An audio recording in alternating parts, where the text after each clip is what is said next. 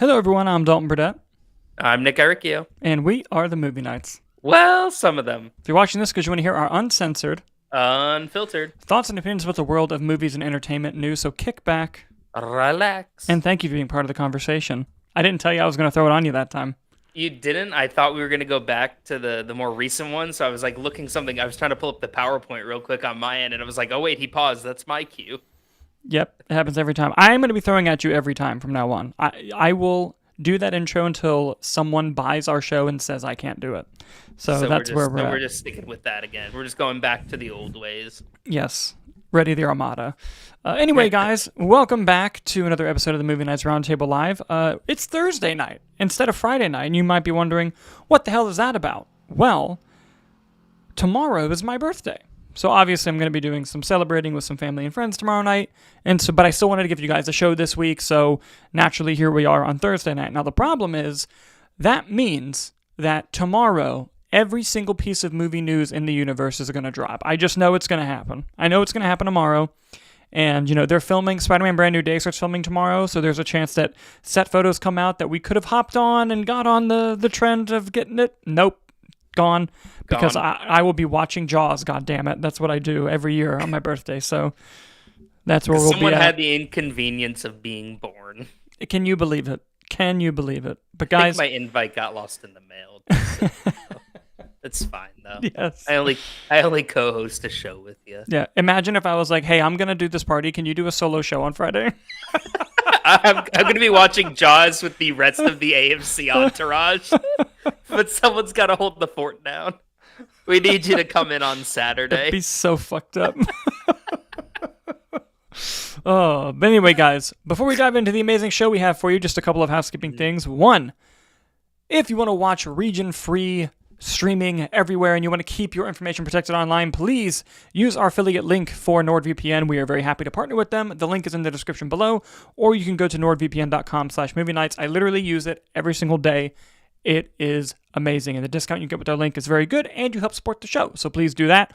Also, our short film Quiver is now available for purchase on Apple TV and Google TV, so do find that. The link for the Apple TV description is in our description below, so you can purchase the film. We worked really hard on it, and, if you've watched it, please vote for it, or not vote for it, rate it on Letterboxd and IMDb. Let people know what you thought.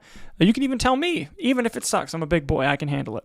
So, with that down, put his personal phone number on the screen now. Yes, and home address. So make sure you send me all that hate mail in bags of anthrax. Anyway, guys, we have an amazing show for you. Tons of movie news to talk about. You might be very intrigued by the thumbnail and exactly what the fuck that means. We're going to get into that towards the end. But first, we had two things of breaking news occur just before the show started. And Nick, you did a hell of a job getting it on the PowerPoint, buddy. Excellent work. Excellent work. By the way, if you want to know what news stories we're going to be talking about today, go into our description. I have it placed in order, so you can not only see the news story we're going to be talking about, you can see all of the topics and the articles and the sources right underneath them, just in case you thought we were full of shit. So, Nicholas, let's talk about the first piece of breaking news here. Oh my god, the fish from SpongeBob is perfect. Excellent work. And that is this. There's been some talk for a long time about the new James Bond, the one that Amazon's going to be making.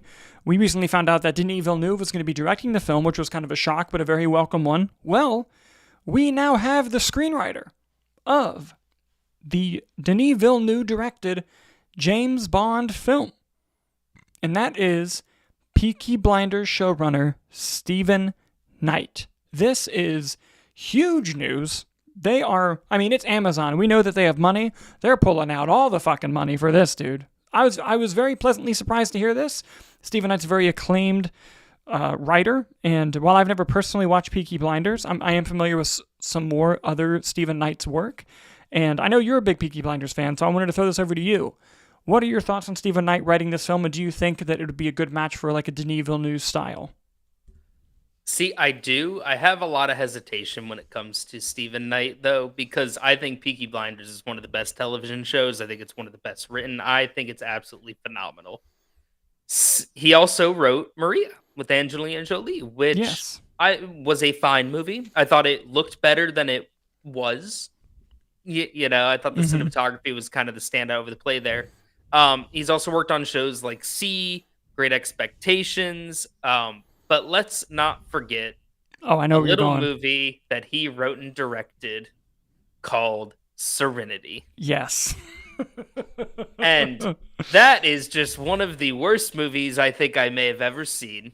The writing Yes. is terrible. The performances are from Matthew McConaughey and Anne Anne Hathaway. Hathaway are god awful. Oh my god, why can't I think of the guy's name that's also in it? Joel Edgerton. We love him. Joel? Wait, no, No, no, it's no, no, not no. Joel. It's It's Jason Jason Clarke, Clarke. and Jason we love Clarke. Jason Clarke Yes, we and do. Joel Edgerton. Yes, we But do. so I think it's one of those things where like he tried to do something different. The twist is interesting. It's It horrible. it it is. It's pretty bad. The movie's just really bad. So when I hear Stephen Knight's writing James Bond, I think, oh, great. Peaky Blinders is great, but then we have to kind of also, we still have to talk about the other stuff. But I think in terms of his style, if it's anything like a Peaky Blinders vibe, obviously not a vibe, but, just that kind of writing style, I think we're in for something very interesting. I do see him and Denis Villeneuve, working really strong together. And I think I believe he also Stephen Knight wrote and directed Serenity, so maybe that was a case of he, just couldn't wear that many hats. So paired with the right director, he could deliver a great script. And is he directing the Peaky Blinders movie? If I'm not mistaken, he is. I'm not sure though, but I I don't know he's remember. writing it. I know he is writing it too. He is not. I don't see it on his IMDb at the very least, so I don't know there. But interesting. It is something that gets me excited because I think it's a very interesting name, and one that I'm familiar with. Same thing with Denis Villeneuve, which just makes me concerned that we're just gonna be getting the most like vanilla ass casting for James Bond. Like we're gonna be like, man, they are firing on all cylinders, and then they're gonna pick like the most boring pick, and you're gonna be like, all right, Yeah. here we Yeah. go. Of course, Tom Holland. Have a nice day. I don't think it'll be Tom Holland, but Hmm. something like that where it's just like, come on, do something fun. Yeah, no, I'm with you. I'm with you. I hope they can keep the hot streak up when they cast the person, but I think Stephen Knight's a very interesting choice. He's definitely somebody who comes from the world of just like UK filmmaking, and I think that having him kind of join this and come on board excites me because it sounds like that he either has a pitch or something that excited at least Denis Villeneuve as well. Because if Denis didn't like the script that they were using, he would not be directing the movie, like plain and simple. So if it's enough for Denis, it's enough for me. And I think that is the important thing to think about here. But guys, what do you think of Stephen Knight writing the new James Bond film for Amazon? Let us know as we go on to our next piece of breaking news. Both of these stories dropped at like the same time, which is crazy. For a while now, we have been talking about the Ocean's 11 prequel movie that is coming out. And my brain is scrambled. Is this the one that stars Ryan Gosling and Margot Robbie, or is that a different one? No, I believe it's that one. Okay, so that film about an Ocean's 11 prequel starring Ryan Gosling and Margot Robbie now has a director. Unfortunately, it's not Steven Soderbergh, which we know. It's okay. However, if you can't get him, get someone else great, and someone great they did. Lee Isaac Chung of Minari and Twisters fame will be directing the Ocean's 11 prequel. Now, Nick, I know that you in particular are a big fan of this franchise. So I'm going to throw it over to you first again. Oh What are boy, your I get all thoughts? the breaking news. I know. What are your thoughts on Lee Isaac Chung directing this film, and do you think it's the right choice based off the information we know? I mean, it's definitely a name that came out of nowhere. I wasn't even anticipating it. I am upset that Steven Soderbergh's not coming back to do it. Obviously, I think that the Ocean's trilogy, while some fall flat more than others, I think is one of the best heist, series out there. Personally, I think Ocean's 11 is phenomenal. Ocean's 8 kind of fell a little flat for me, but I'm still, I like that world. I like a heist movie. We don't get enough of them anymore. Um, it was definitely, I mean, I feel the same way as when he was announced to direct Twisters, where I'm just like, yeah, okay, let's do it. And I really enjoyed Twisters. I thought it was very well directed. So I'm very excited to see this. I just hope, the Ocean's movies have such a distinct style and vibe, and it even kind of expanded into 8. So I'm excited to see where he takes that and if he's going to try to do something, visually and stylistically different with it, or kind of just playing in that sandbox. Yeah, no, I'm curious too because it seems like he's really been cutting his teeth on some higher budget stuff. I mean, obviously he's directed Twisters, but before that, he directed an episode of The Mandalorian and an episode of Skeleton Crew. So that was kind of the little playground of, oh, let's play with some money here, some big IPs, let's see what we're doing. Twisters, I thought was okay. I thought that it had some excellent elements, but also just some dog shit ones, but I don't think a lot of it was his fault in particular. But Minari is on another level. So I'm curious to see exactly what you were saying. Like, is it going to be a different style than the other films? Is it going to be a different style than what he's brought? What exactly is he going to bring to the table here? But either way, I think it's going to be interesting because obviously I'm sure Soderbergh is back in some sort of producing capacity, some sort of executive producing capacity. And knowing that he probably had a hand in picking this, and the fact that Lee Isaac Chung, after Twisters, which was fairly commercially successful, at least domestically, he probably had, a choice of what he could do next. So the fact that he wanted to do this, I think, speaks volumes about the types of projects he's looking to take on. So I'm really curious about this. I think this is going to be cool. But guys, go ahead. He also did some Star Wars work too. He directed an episode of The Mandalorian and also an episode of Skeleton Crew. You must have been really deep in thought when you were looking it up because I did mention that. Whoopsies. It was probably me looking up that I was like, he did Star Wars, didn't he? Yeah, it's all good. It's Whoopsies. all good. Listen, the more we tell people about Skeleton Crew, the better. So I'm fine with it. More people should watch Skeleton Crew. But anyway, guys, what did you think of those two breaking news stories? What do you think about Lee Isaac Chung, directing the next Oceans movie? Let us know in the comments as we move on to our next story. And that next story involves trailer thoughts. We had 2 trailers come out recently during the past week. Calixer making a joke saying that I think he did Star Wars. That's amazing. Thank you, Calixer. Now, I'm going to admit, one of these trailers I have not watched. So I'm going to let Nick, you're going to get 3 in a row where I'm throwing it to you first, buddy. God because dang. The first trailer we're going to talk about is Zootopia 2, which comes out November of this year, and it's going to make all the money over Thanksgiving. Before I throw it over to you, Nicholas, I'm gonna give you a moment here, okay? I often make fun of you for not having seen movies that are very important. I've never seen Zootopia. Okay, I feel like you having not seen Zootopia is not on the same level as me not seeing Titanic. You know what? Yes, it is, actually. You should feel bad. Tell that to the people who've seen Zootopia and get fucking furious with me. They say it as if me not seeing it is being like, because I don't want to watch it. It's like, no, I just never got around to watching it. I'm going to watch it before the second one comes out. I'm excited. So the reason why I didn't watch the trailer is because I haven't seen the first one. So I'm going to throw it over to you now. What did you think of the trailer for Zootopia 2? I thought it was cute. It was fun. I wouldn't say that I really enjoyed the first Zootopia. I'm not going to sit here and say I love it. It's one of Disney's best, but I have a great time with it. You know me, I'm a sucker for Jason Bateman. He's rolling up his sleeves, giving a little dry humor, but now he's a fox.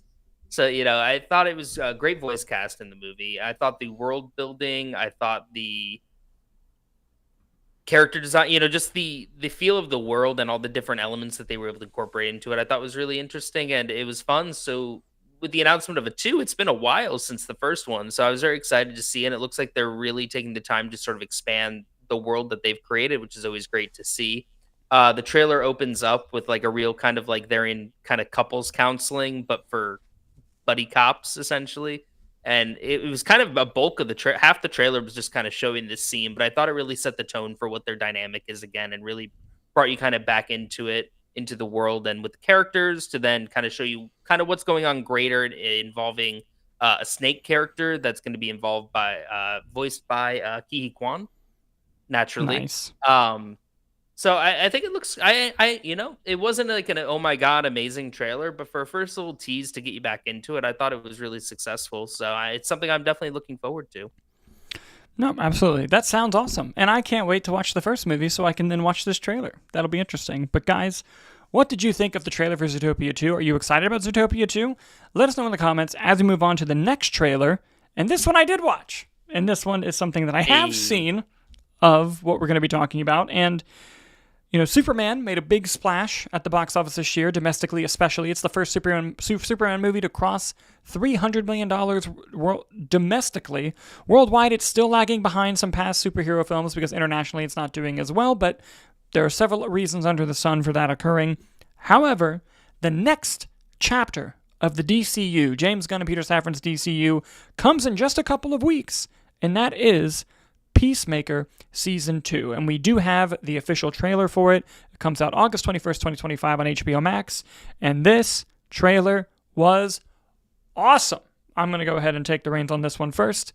So basically, let me first say, and something we've talked about extensively on the show, Nicholas, I hate the stuff they're doing with canon in the DCU. Because as we know, the Suicide Squad and Peacemaker Season 1 take place in the DCEU, which was the previous DC universe. Superman and Peacemaker Season 2 take place in the DCU, the new universe. And the way that they explain how the canon basically works is, if it's on a previously on shown in the episode, then it's canon. Or if it's mentioned through dialogue, it's canon. But there are things that won't be canon. So it's so fucking confusing, in fact, that they're making a podcast called the Peacemaker Podcast that's airing right now, where they rewatch every episode of Season 1, James Gunn and some of the actors, where James Gunn literally at the end of each episode has to say what's canon and what's not canon. Now, as confusing and as upsetting as that is, they did screen a lot of Peacemaker at Comic-Con, and there are some critics who have seen most of it already. And Brandon Davis of Phase Hero fame tweeted today, actually, that once you see how they deal with the canon in Peacemaker, you will stop complaining about it. It's amazing. So that has my hopes up a little bit of like, all right, let's see what they do here, right? But talking about the actual trailer now, really great trailer. John Cena as this character just thrives. It seems to be following up the storyline from Season 1 and from Superman of there being pocket universes, alternate dimensions, where it looks like Peacemaker finds a dimension where his father loves him and that he's seen as a hero and people don't hate him. And so, you know, you see Economos and Harcourt and all the other characters, Vigilante as well. And is it Danielle Brooks? Is that the actor's name? I'm forgetting her character's name. It is. Well, it's Waller's daughter. Right? Yes. I don't know why I'm blanking. I can't remember the character's name. But, you know, they're all basically trying to convince him, like, hey, please don't go to these alternate worlds. That's a very dangerous thing to do. He's not stopping. Hence, you have the plot of the movie, or the series, I should say. And it looks really interesting. I hate the new helmet that he gets. I'm not going to lie. I think it looks bad. But I like a little bit of the alternate suit that he has. I'm curious to see all the havoc he's going to wreak. Now, when I watched it, I first thought to myself, oh, is this how they're going to explain, like, the DCEU versus the DCU? Like, is this going to be what they're doing? Like, oh, we're going to go to an alternate dimension where this is now the new DC universe. James Gunn immediately came on Twitter and was like, nope, that's not what's happening at all. You'll see what's going on. We handle that differently. It's like, all right, well, thought that's what was going on. The last thing I want to touch on, and they talked about this at Comic-Con as well, apparently, Michael Rooker plays a character in this movie whose sole enemy is Eagly. And the character's whole plot is he's just trying to hunt and kill Eagly. And I think that's hysterical. So, yeah. With all that down, Nick, I'm now going to throw it over to you. Calixer's in the chat. He wants to see some screenshots. I'm going to pull some up while you're talking. What did you think of the trailer? I mean, I loved it. Listen, the first season of Peacemaker came out of nowhere for me, just as a show that I was not excited for at all, and then just week over week won me over. I love James Gunn's Suicide Squad. It might be my favorite DCEU movie, and maybe my favorite DCU movie, depending on how this works out. Yeah, right. To address your stuff about the canon, I think here's what annoys me the most is I hate the concept of like the picking and choosing of minor elements. So, like, if they want to say, okay, and even in the trailer, or like he says in his little video explaining it, right? Rick Flag is killed by Peacemaker in Corto Maltese. I think to me that should just mean all of Suicide Squad is canon. I don't know why. Just say it's canon at this point, Right? you know? Right? But I would hate for them to be like, oh, Starro never happened. Yeah. And here's the thing. Kind of thing. Like, that's the stuff that would bother me. Here's what's upsetting to me. The only thing where they fucked up is spoilers for Peacemaker Season 1. If you haven't watched it by now, you didn't want to watch it.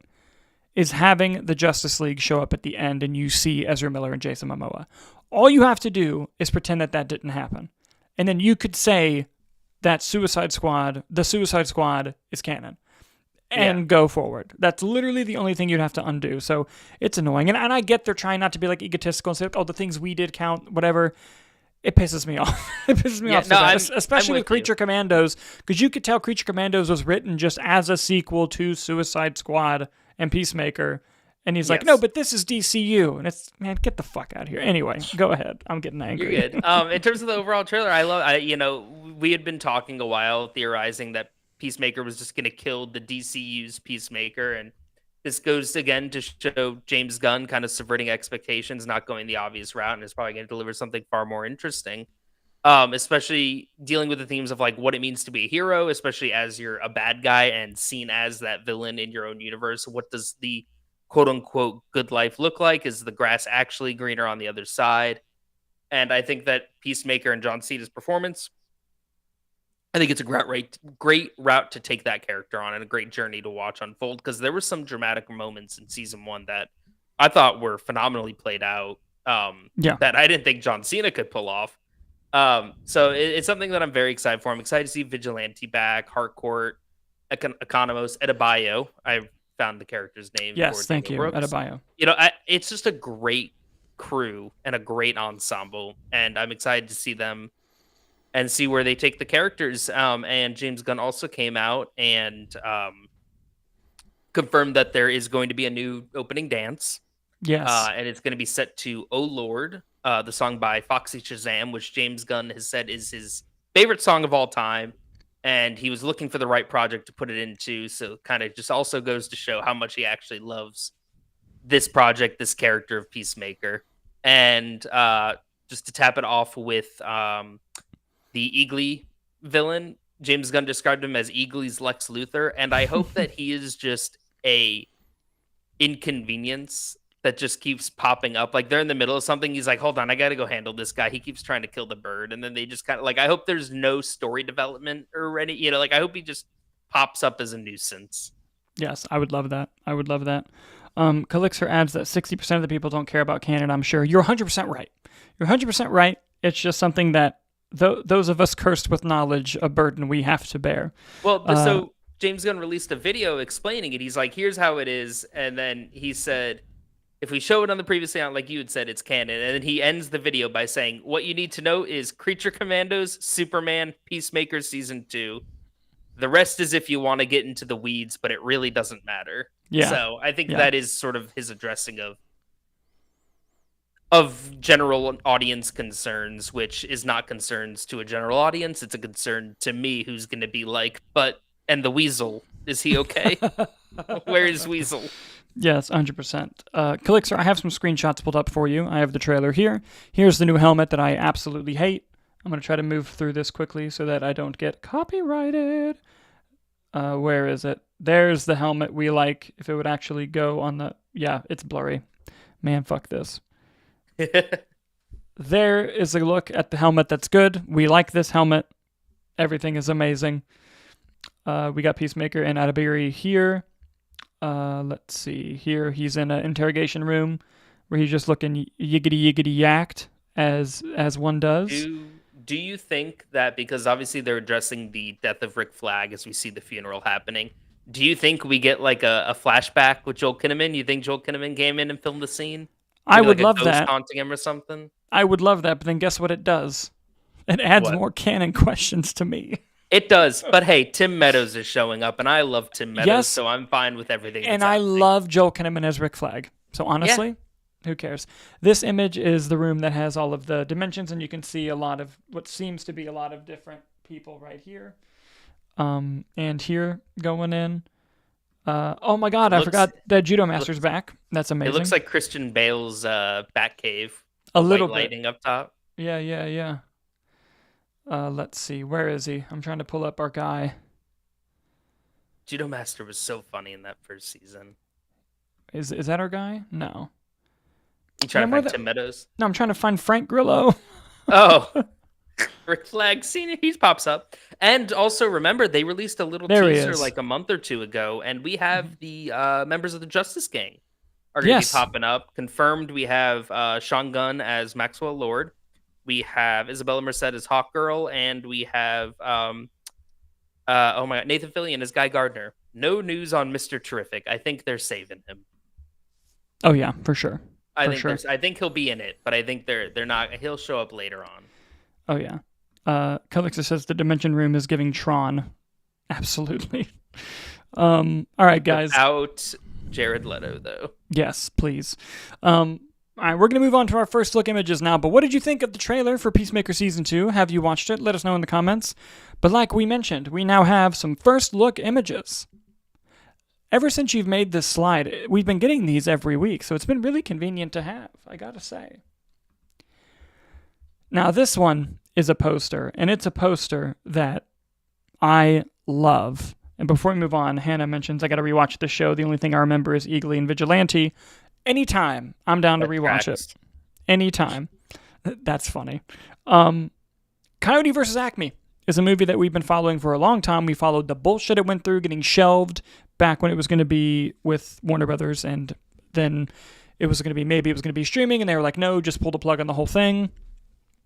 It was delayed for a long time because of that. Ketchup Entertainment finally came in and purchased it for distribution. They had a huge panel at Comic-Con where they got to celebrate that the movie's being released, and now they have released this absolutely banging poster, dude. It's so good. It's incredible. It comes out August of 2026, so we got one more year. And here is the small little poster. Brilliant. It's brilliant. I love it. I couldn't find one that was scaled up fully to the side. It's all right. So it's simple. Put a blur back there. It's good. It's simple. It's effective. I love it. It looks great. They didn't even put the title of the movie. Nope. I love marketing that just goes with, you know what it is. And they did that with a lot of Superman, too. A lot of the Superman trailers just ended with the logo. And I'm just like, you know what? Yeah. That tracks. I know Superman. Might have been confusing for some people out there, but I knew it was Superman. Yeah. Honestly, if you were in a room with somebody and that logo came on and they were like, what's that? I'd be like, have you never seen anything in pop culture before? Like, I feel like that's pretty universal. But yes, I love the poster. At Comic-Con, I can't wait. I can't wait. And at Comic-Con, they handed out little like one sheets, and it said at the panel they said, we're only going to refer to the former company that owned us as Acme from here on out. And then they handed out one sheets that said the movie Acme doesn't want you to see. And I'm like, come on, dude. Good. That's so good. That's so good. And you have to lean into it in the marketing. Like, yes. you have to double down on it. And what's so funny too is the footage they showed. I haven't seen it. I haven't seen any of the leaked footage, but everyone in the hall, I don't remember if it was Hall H or if it was Ballroom 20 or something, everyone who watched it said, yo, the movie looks really fucking good. And I'm like, oh, I want to see it so bad. It was getting a lot of Roger Rabbit comparisons, so I'm excited. Hannah says in the live chat, there was this girl on Big Brother who didn't know who Superman Clark Kent is, and I can't stop thinking about it. That tracks, is accurate. That tracks for people who are on Big Brother. But, you know, it is what it is. I saw it happen. Do not slander Big Brother. It was the one girl, and she is on my draft league for Big Brother, so I have to support her even through all of this. Yes, no, I need to win points. I actually watched the episode on Wednesday night. And I saw it happen. Finished it. I saw it happen with my own eyes, so that was something. That was something. But anyway, guys, what do you think of the Coyote versus Acme poster? Are you excited for it? Let's move on to the next first look we have. And dude, this is what I'm talking about. So We've known that this was coming for a while because there were some early reports of it, but then Marvel finally leaned into it and just released this image. Eyes of Wakanda comes out tomorrow on Disney+. I may or may not be right in the middle of my early access screening of it when we had to do the show that I'm going to try to finish after this. And it is a 4-episode miniseries animation about stories in the history of Wakanda in the MCU. Very interesting premise for a show. However, it was long rumored that there was going to be an Iron Fist in this show, Nicholas. And man, oh man, oh man, did Marvel just come out and confirm it, because look at this! Boom! It looks awesome. It looks awesome. I can't wait. I can't wait to see this. I'm so excited. Oh, it's going to be so much fun. It's going to be so much fun. I've been staring at it for 5 hours now. I'm very excited to watch, and I'm very curious to see if they, because it's lore in the past. Have they, from what you've seen, referenced like anything in the future? I'm under strict embargo. Oh, I forgot about that. That That's is okay. true, isn't it? Yeah. Because I'd be curious, like, are they gonna straight up like name drop like Danny Rand in the future and do some messing around? Like, I think that would be interesting. I'm very curious to see what the Iron Fist is. How they, I think that this is an indication that we are going to be seeing a Iron Fist live action in the MCU sooner rather than later. Whether or not that is Danny Rand, whether or not that is specifically Finn Jones as Danny Rand remains to be seen. I'd be interested. Here's what I'm very excited about it. Iron Fist is a cool character that has not had his chance. Would it be cool to get Danny Rand, Finn Jones as Danny Rand back? Sure. Like, just like give him like one more go, like the redemption go, like they gave to Jennifer Gardner in Deadpool and Wolverine. Like, you know what? You didn't deserve the movie you were in. Like, do something good. I would love to see it. Just give me any Iron Fist back. It's such a cool character. It's such a cool character. And for those of you unfamiliar who don't know who Iron Fist is a mystical character who comes from the nation of Kunlun, which is hidden in the mountains. Awesome. And in order to gain the powers of the Iron Fist, you have to fight a dragon, which is sick. I'm 8 years old. And and the power of the Iron Fist is a chi that you can summon into your hands, and you can punch people very, very hard and hurt them and perhaps kill them. And your hand glows gold. It glows. And as you train with the Iron Fist, you can end up getting the 2 hands. You can end up getting golden pistols, which they did on Netflix one time, which was cool. And it's sick. It's pretty awesome. I explained it like an 8-year-old would explain it, but I promise you the character's very cool. But like the Black Panther, like other things in Marvel, it's something that can be passed down. So what they're establishing in Eyes of Wakanda, based on the trailer, I'm giving information based on the trailer, is that we're seeing an early version of that mantle in the history of the MCU, which I think is incredibly cool. I'm just happy to see the yellow mask. Thank you. See, the yellow mask, they kind of gave us. They never gave us the green, though. That's what I'm excited about. The green in the yellow mask? Yeah, no, like the green like outfit. Oh, yeah, the green outfit with the, But I was unimpressed with the way they did the mask. Like, I want him in the mask, not just in training. Was bullshit how they did it. It was. So the character has like just a yellow bandana, essentially head wrap. Yeah. With I think it has like long tails right in the back too, if I'm not mistaken. And the show never touched it because it was Netflix, and God forbid a superhero wears a superhero costume. It took forever for Daredevil to get into it. And they did a flashback in the series where it was like him training in Kunlun, and all the trainees had the mask, and then you never see it again. Yeah. Which is just sad because it was aggravating. Cool, it is. And like we mentioned on the show before, the comic Power Man and Iron Fist, Luke Cage and Iron Fist, that duo is so awesome. So awesome. I would love to see Shang-Chi and Iron Fist team up movie. That would be fun. Let's just go full out all out on martial arts here. That would be the shit. I would pay so much money to watch that happen. In that instance, recast Finn Jones. Or make it a new Iron Fist. If, however, you want him in Daredevil's army for Daredevil Season 2, I'll allow it. Listen, if he can be in Daredevil Season 2, die a very honorable death after proving he could be a good Iron Fist, I'm fine with it, especially if they bring back Colleen Wing, who was amazing on that show. The only good Give it to character me. on that show. Correct.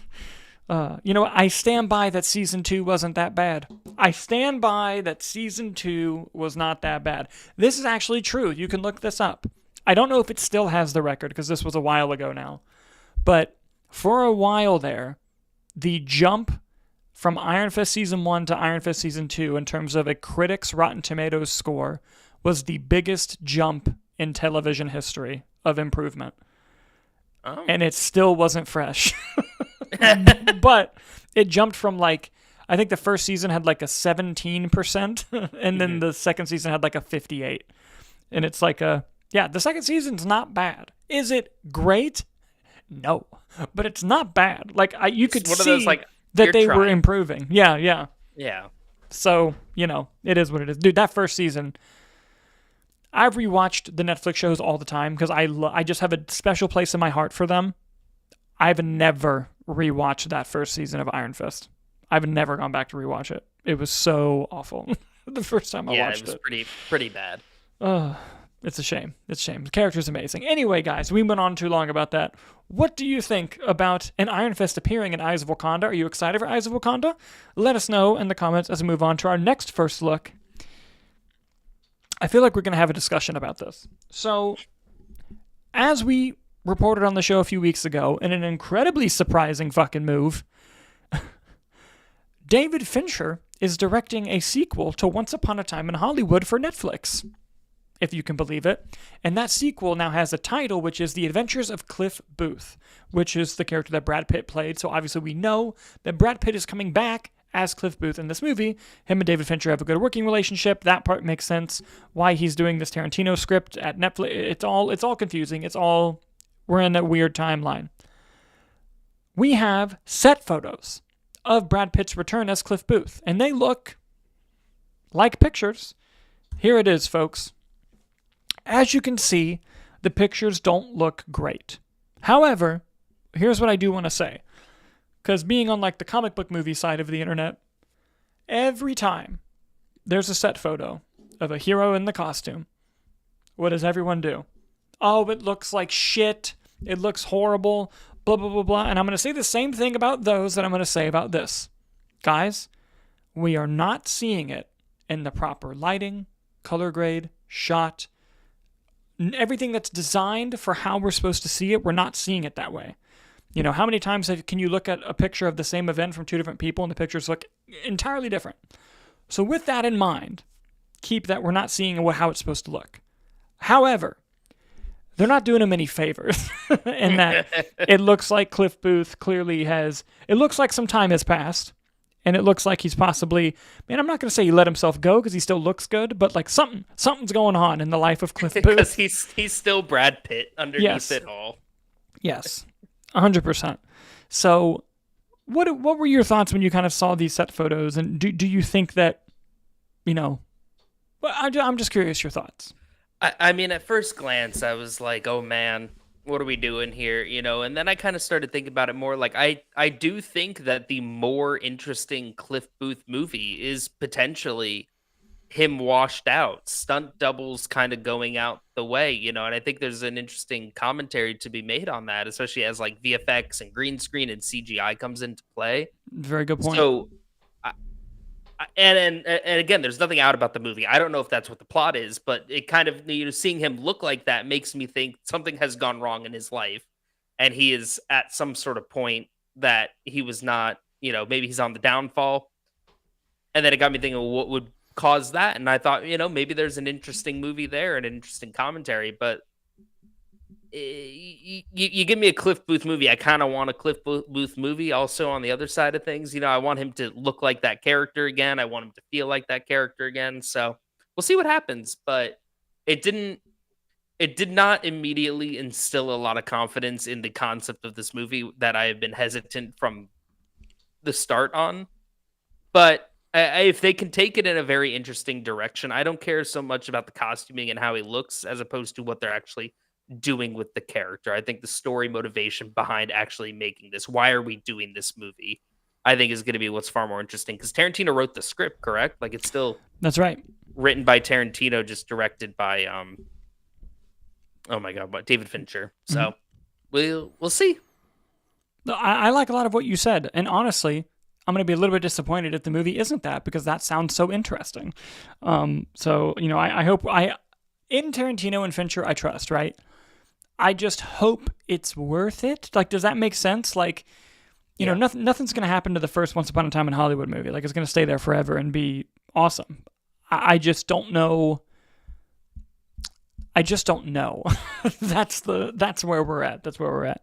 Tarantino will do anything except just make a 10th movie and call Jesus it a day. Christ. I know. Just if you want to direct it, just do it, man. No one's gonna care. No one's gonna complain about having 11 Tarantino movies. His arbitrary bullshit about the also 10 he technically movies already thing. has a 10 if you want to count Kill Bill. Yes. It's so aggravating. It's like, dude, no one cares. Like, and he always does this thing of like, oh, well, Ridley Scott was once seen as one of the best directors of all time, and now he's seen this kind of wash. It's like, yeah, and when he dies, we're still going to talk about Alien. We're not going to talk about Exodus, Gods and Kings, okay? We're going to talk about Alien and Gladiator. That's what we're going to talk about. Also, if Tarantino wants to get on the press level of Ridley Scott, then maybe I'll hear his argument. Ridley Scott drops nothing but bangers when he's on a press tour. And Tarantino, he's getting there. He does do some occasion. I reject your hypothesis. Top five things is a top ever said five to a director press. commenting, but I mean, top 5, yes. The other 4 are just all James Cameron. Oh, and we're gonna get to some James Cameron here in a minute, dude. That would be a fun video to make. Like the top 10 responses of directors to interviews would be unbelievable. Anyway, let's move on to some live chats here before we go on to our main topic stories. Turniphead says, any deal with Netflix means it's going to be bad. I am inclined to agree with you. However, it is David Fincher. Let's give David Fincher some love. He's the director of Seven, Fight Club, The Killer, Panic Room. And The Killer was Netflix. Yes. Zodiac, which might be my favorite movie of his. I love Zodiac. Excellent filmmaker. And Calixer says, bro is going to call this and Once Upon a Time in Hollywood the same movie, just like he did with Kill Bill. I would not be shocked by that. To be made there. I would not be shocked by that at all. Well, he wouldn't because he's not directing it, but if he was directing it, he would say that. Yeah, 100%. He'd be like, this is one story. Fuck you. Sequels are off the table. They don't count. 100%. Like, you're going to tell me that the only thing keeping you from not doing Kill Bill 3 is the fact that you want to make 10 movies? Fuck off. Anyway. Well, if he already counts Kill Bill as 2, as 1, a third one is just part 3, Kill Bill 3. Just that... Listen, I don't want to get too caught up in it. What do you think of Cliff Booth? Fucking A.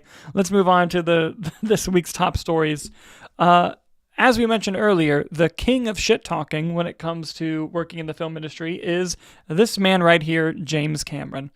Never bet against this man. His shit talking skills are off the charts. He's incredible. And recently he sat down with Empire Magazine to do an interview to start ramping up some marketing for Avatar Fire and Ash. And here are some fun tidbits from it. He is now teasing that there might be an Avatar animated anthology because why not? His whole life seems to just be making these films.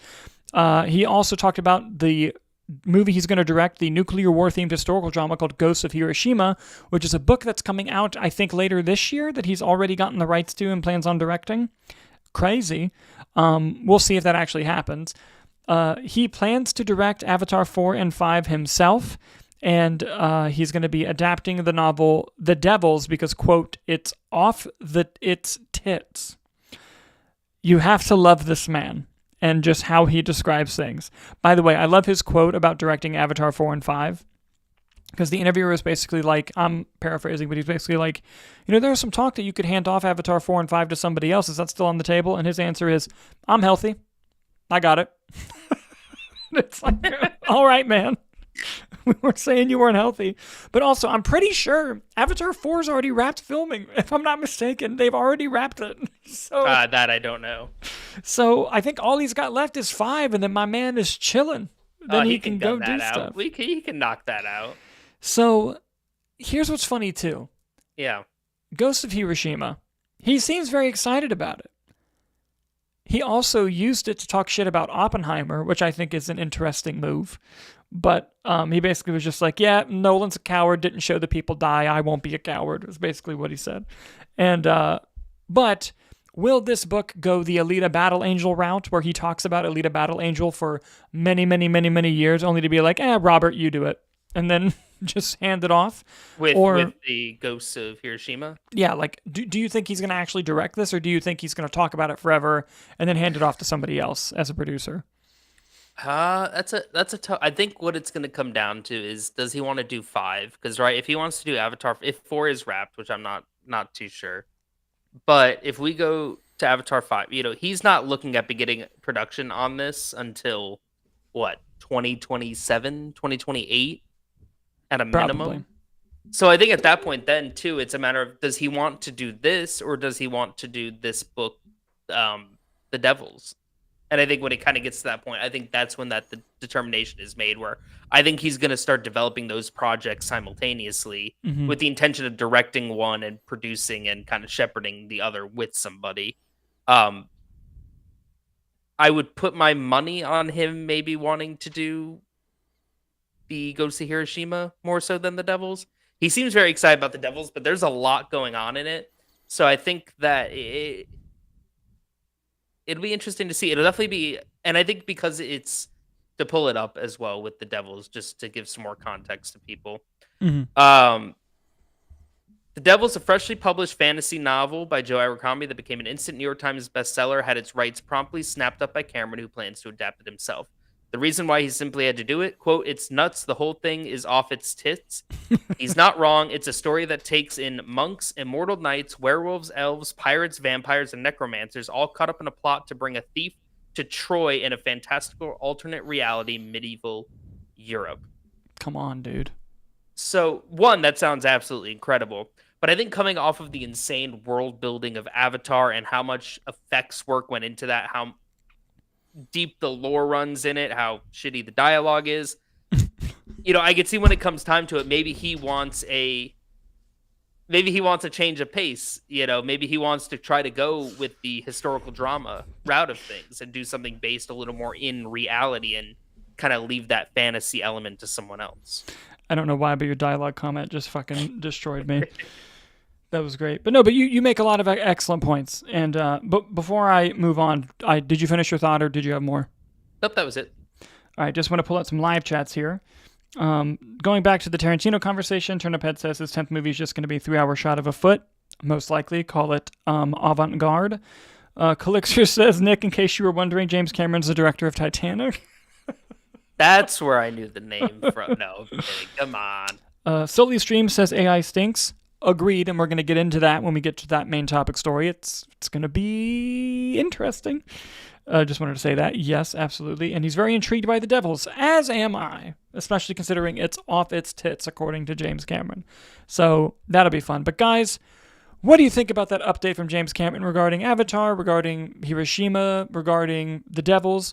Let us know in the comments as we move on to this next story. And this next story involves this man, Jeremy Renner. If only there was an app to talk about this.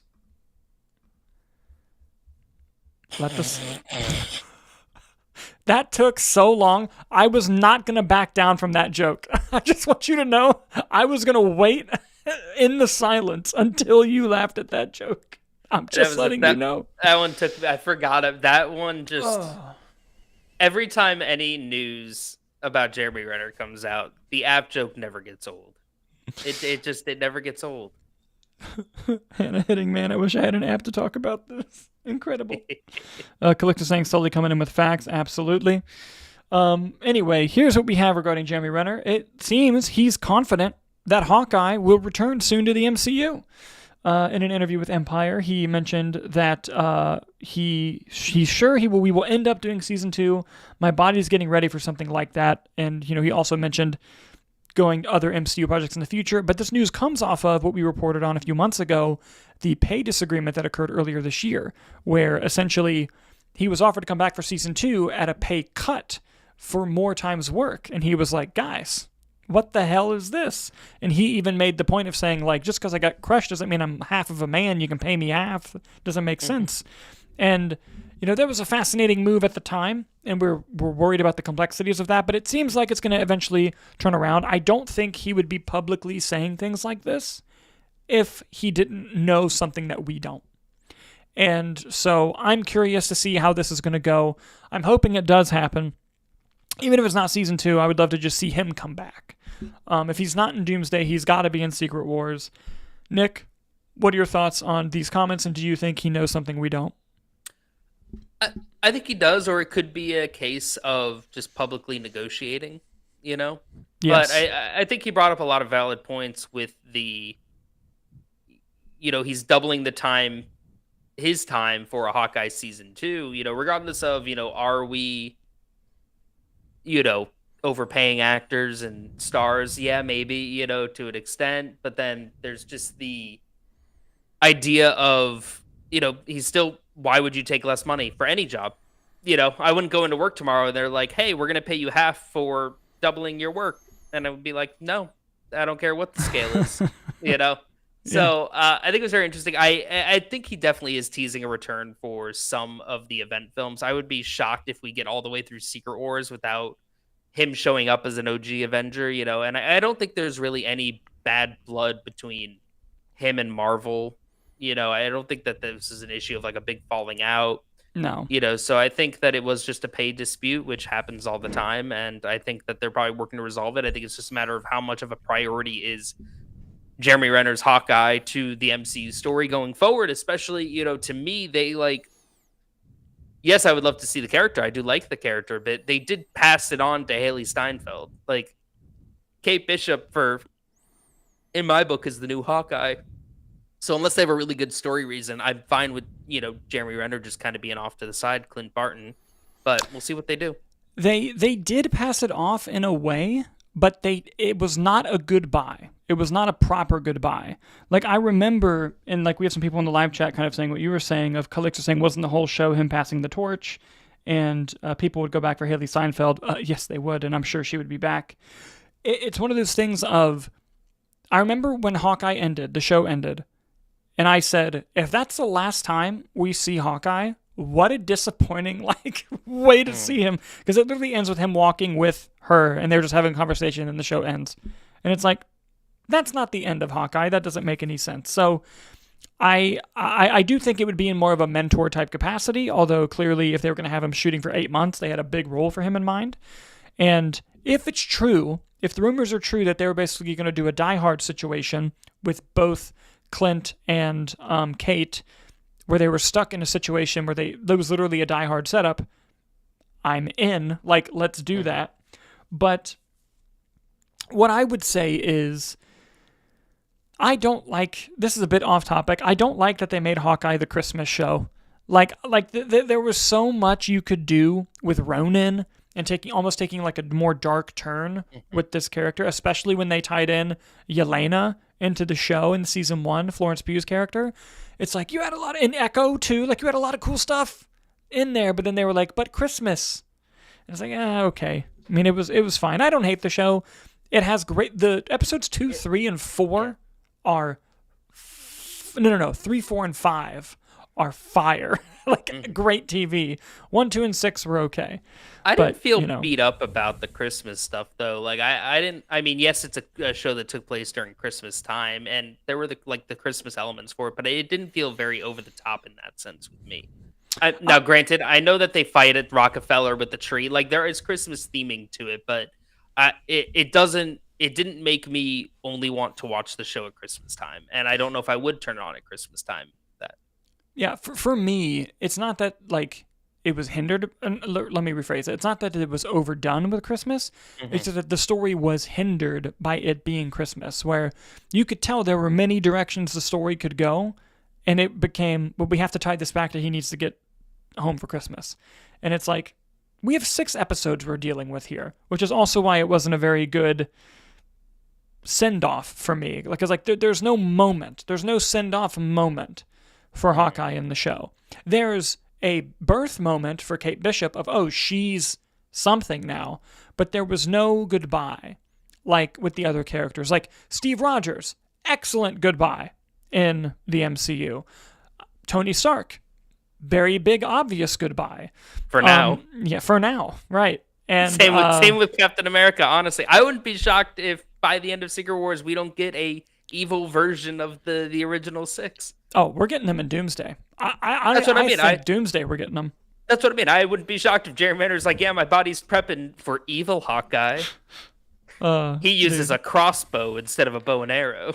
Clicks are pulling out. Dalton is a certified hater, pulling out episode numbers to confuse us. That's fucking funny. By the way, I have the 4K Steelbook of Hawkeye. Just throwing that out. Of course you do. But anyway, do you honestly want to know how I want to see Hawkeye go? Sure. I want to see Hawkeye take an arrow to the knee. No, I want to see him, if he doesn't die, at least have a moment with Scarlet Witch. Because we know they're bringing back Scarlet Witch. She's not going to stay dead if she even died. But one of my favorite moments of like pre-Phase 3 MCU is in Age of Ultron, when he basically acted as a mentor to Scarlet Witch, and then he gave her that one big prep speech of, if you walk out that door, you're an Avenger. And it's such a great moment. And then even in Civil War, Captain America Civil War, like that relationship continued. And Hawkeye, we don't even know if he's heard about what happened. I mean, he probably has, but like him seeing Wanda again, I think if there's anybody who could get her out of that headspace, because we know that when she comes back, it's probably going to be through Doom and like trying to pull that evil side of her again. I think one of the few people, other than maybe Vision or her kids, who could pull her out of that would be Hawkeye. And I would love to see a moment of like, you have the most powerful witch in the world, and you have a dude with a bow and arrow, and he's just like, Wanda, what are you doing? And then, like, you're watching as an audience member, like, dude, she will fucking fuck you up. Like, get out of there. And it's That's just how him. I feel about Hawkeye in every situation he's gotten himself into. True. In Infinity War, when he has the gauntlet at the beginning, I'm just like, oh, so this is the end of Hawkeye. He's not getting out of this. Yeah, no, but that's what makes it appealing too. It's like, how's this dude gonna get out of this? And like, I would love to see a moment of him, like, despiting all odds, just going in to help this person, what he saw as a kid when he first met her, and just be like, it's okay. Like, you can come back home, essentially. And you could even, like, you could have his family there watching, like, is Scarlet Witch going to kill him? Like, I think there's a lot more you could do with the character. Have his family, you want his kids to see their dad walking up to the witch who just bodied everyone? Yes, I do. I absolutely do want to see that. Dad's not coming home for Christmas again, I'll tell you that much. No way. I would love to see that. Or you want to do the flip side, have his family get murdered again, and then he becomes the Ronin again, and then it's a whole revenge story. I would watch a Ronin Scarlet Witch team-up movie with Hell them yeah. just going crazy. Yeah. I don't know. Anyway, I got off topic. I felt satisfied at the end of Hawkeye. I don't hate the show. Yeah. It was not a good buy for Jeremy Renner I don't think at it was all. a good buy, but if it was a very long seal, like I don't think I need to see the character again. Like I felt like I could walk away and be like, Huge disagree. Gotta see Hawkeye again. Absolutely. Let's see. Culixer says cabin scene at the end of Hawkeye was good enough. I see the argument. I disagree though. Let's see. Nerd alert in reference to the Steelbook. Thank you. Turn up head. Don't even get me started on RDJ coming back, talking about reeking of desperation. Kai Elixir, POV, you're Feige begging RDJ. Here's the thing. I think RDJ is going to absolutely fucking crush Doctor Doom. We have people right outside my window revving cars. But I do think that he's going to do a great job. That thing is loud out there. Live shows, everyone. But I can't hear it on my end if that helps. Great. It, no. That makes me feel better. I think Robert Downey Jr. is a great actor. I think he is a great casting choice for Doctor Doom had he not been Iron Man. Because I think the performance is going to be solid. I think it's all going to come down to is the actual story and narrative that they want to do with Doom bad. And we haven't seen it yet, but I feel like that's what is going to happen. I definitely see the argument. And look, I'm not going to sit here and say it wasn't a desperate move. Like, they were at a point where they were lower than they've ever been, so they called their friends who they're familiar with. Like, Yeah. But also, I would point to other moments in film history, like Sam Raimi made The Evil Dead. Then he made a few other movies. One of them was Crime Wave, which the Coen brothers helped make.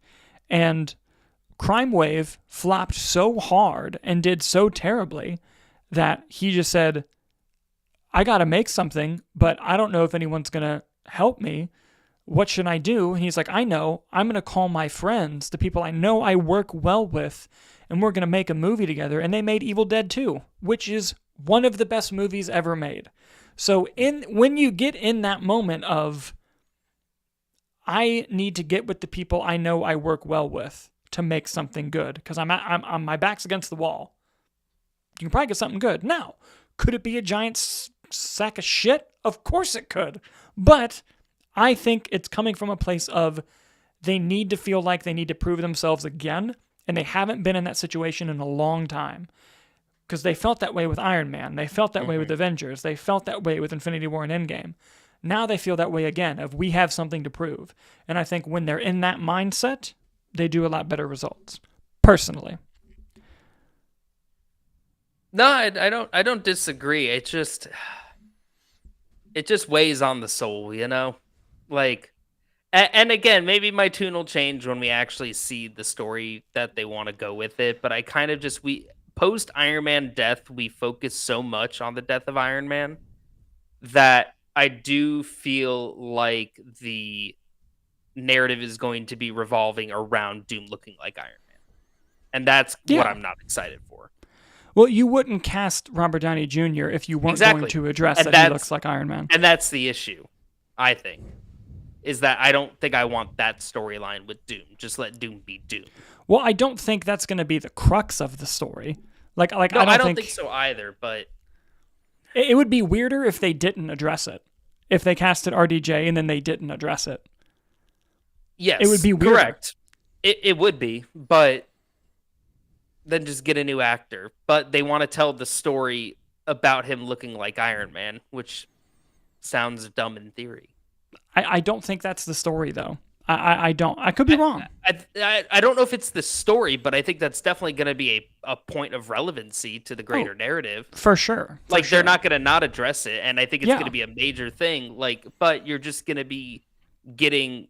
What is this building up to? Iron Man going like Mr. Stark? Or Spider-Man going Mr. Stark, and then it's like, haha, kid, Doom! Eh! And then Spider-Man dies. You just made $1 billion from that. Yeah, because it's that easy, apparently. No, but no, don't get me wrong. I see what everyone's saying, and here, let me point out some stuff here. Morgan Bernard says I should write for the MCU. Bless you for saying that. The MCU would crash and burn if I was writing for them. Turnip Head says, so you're telling me no one in the whole world could play Doctor Doom just as well as RDJ? Not what I'm saying at all, actually. There's millions of actors go find a new face. Sure, anyone could have done it. That's not the story they're telling. It generally makes me not want to watch it at all. And that's fair. That's completely fair. But I think that the box office may disagree. Calixer says, I don't get the comparison to Evil Dead at all. Then you weren't listening. Turnip Head says, but they're not proving anything by just recycling actors. True, but they can prove something if the movie's great. That's the thing. That's the risk that they're taking. Prove that you can find someone. It's crazy that we're going into an Avengers movie not knowing who the Avengers are. We know who the new Avengers are, but that's insane to me. Yeah, but and again, their backs are against the wall, which is kind of what I'm saying. And I also think that it's no different from watching an X-Men movie and not knowing who any of the X-Men are. That movie still works. It still lays the groundwork. It still does it. I still think it's going to be okay. Calixer says, his death was the end of the MCU. It circled around him. We need a new big bad and make him a new person. I'm sure they will connect it with the multiverse, but, Well, here's the thing. They tried that, and no one gave a fuck. They tried it with Kang, and no one cared. It was one of the lowest performing movies they ever did. Yes, the movie wasn't very good, but had Ant-Man 3 made $1 billion, we would still have Kang. That may be a new actor, but we would have Kang. That's the truth of it. So as a business person, as a producer, if you try something new and the audience very loudly says, hey, we don't like this, What's your move? Give them something that they like. But let's get talented people we're comfortable with, to try it again and do something different with something they like seeing. Because what have been the highest grossing movies of the post-Endgame world? Spider-Man No Way Home, Multiverse of Madness, Deadpool, and Wolverine. All multiversal movies that rely on things that people enjoy already. It's an easy business move. Yes, does it seem creatively bankrupt? When they announced RDJ as Doctor Doom, while I was excited, I was also very skeptical. I was like, interesting. And is it desperate? 100% it's desperate. I agree. I completely agree with that criticism. But just because something is desperate doesn't mean it can't be the right move. We've seen plenty of desperate moves throughout film history where they ended up being okay. And I'm hoping it will work out and be fine. I just don't like seeing something and being like, oh, well, I'm writing that off. I've never, ever been that person. Because here's exactly what's going to happen. The first trailer for this is going to come out, and what's going to happen, Nicholas? Doom? Everyone's going to be like, oh, it looks good. Never mind. That's what's going to happen. I'm not saying it's going to happen with the people in our chat, but that's what's going to happen to a lot of people online. Is just because the whole cycle, I've been doing this for so long. The whole cycle of something is announced, this is fucking bullshit, I hate this, blah, blah, blah. Trailer comes out, oh, it looks good, I think it'll be good. Movie's about to come out, and people pretend that they never shit on it, and then it comes out, and they say, oh, it was great, what a piece of history, forget all the bullshit that I said before it came out. Or vice versa. This is going to be great, this is going to be great, oh, it looks like shit, oh, it's going to be shit. Same thing. It happens all the time. I always say, just watch the movie.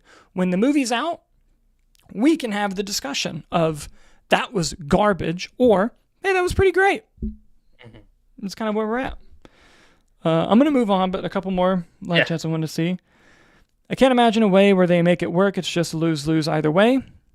It could be, but I disagree.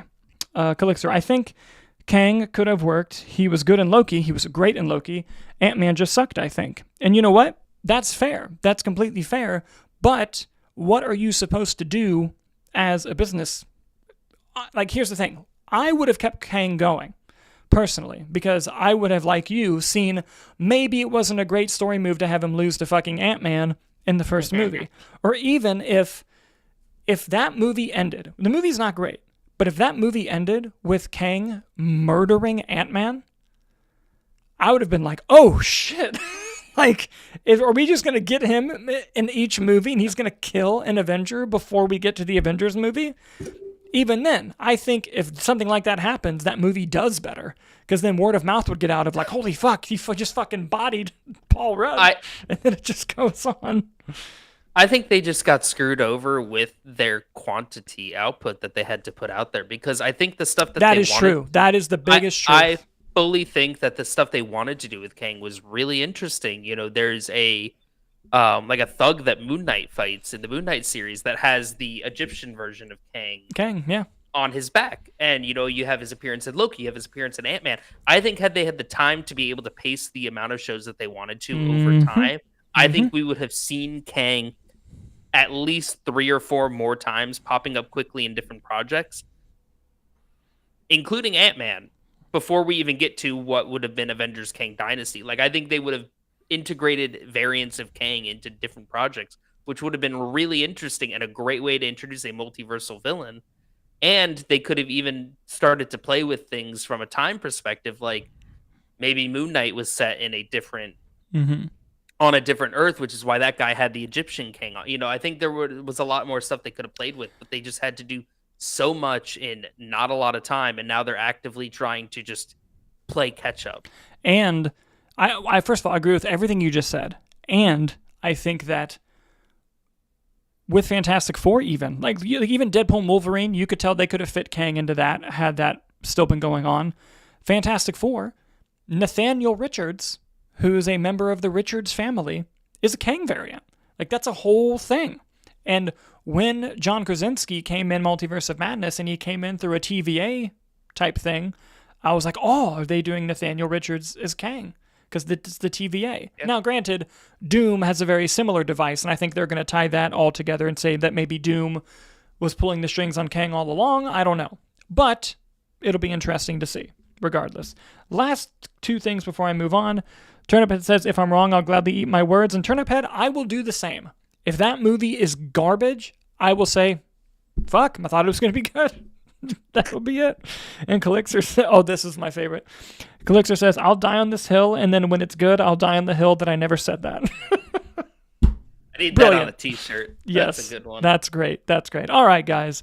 We still got a couple of more stories. We're over an hour in. We haven't even gotten to our main topic. We got to move on. I went on a nerd bitch fest, so forgive me.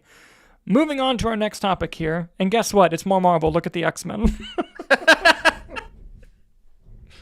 Look at them. I got to stop doing that. They'll demonetize me. But we do have some X-Men news here. Very exciting.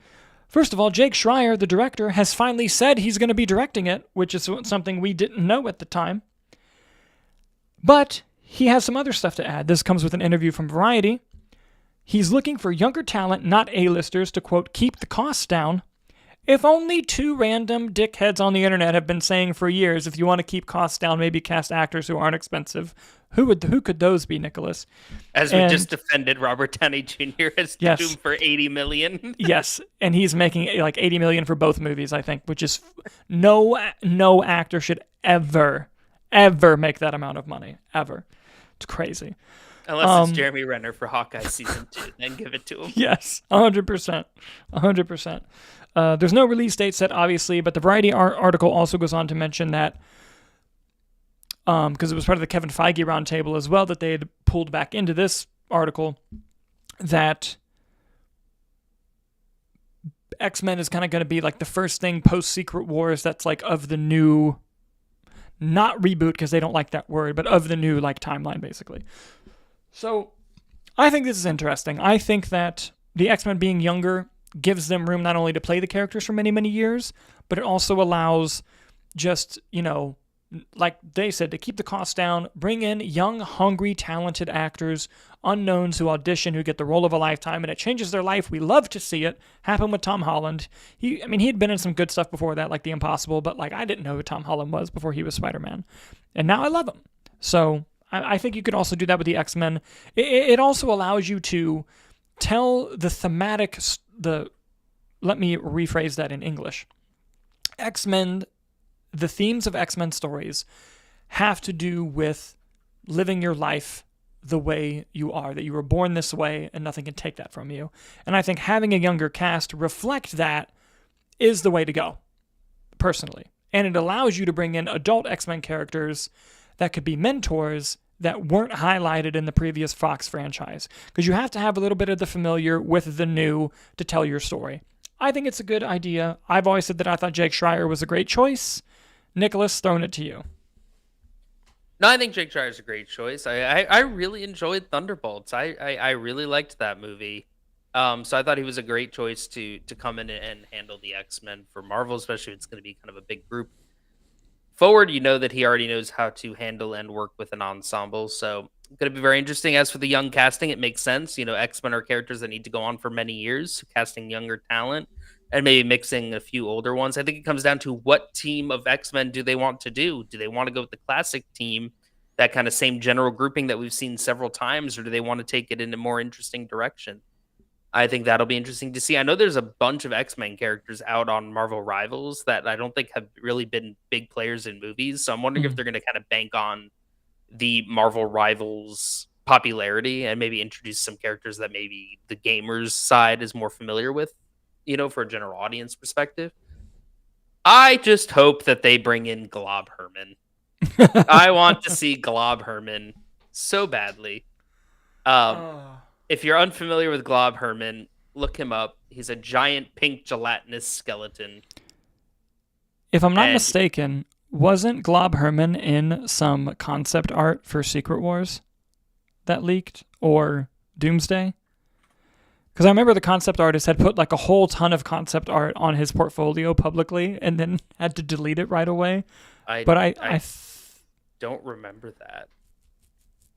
Maybe I'm thinking of somebody else. There was an obscure ass goopy character that was in the concept art, and I thought it was Glob Herman. No, I know what you're talking about. It's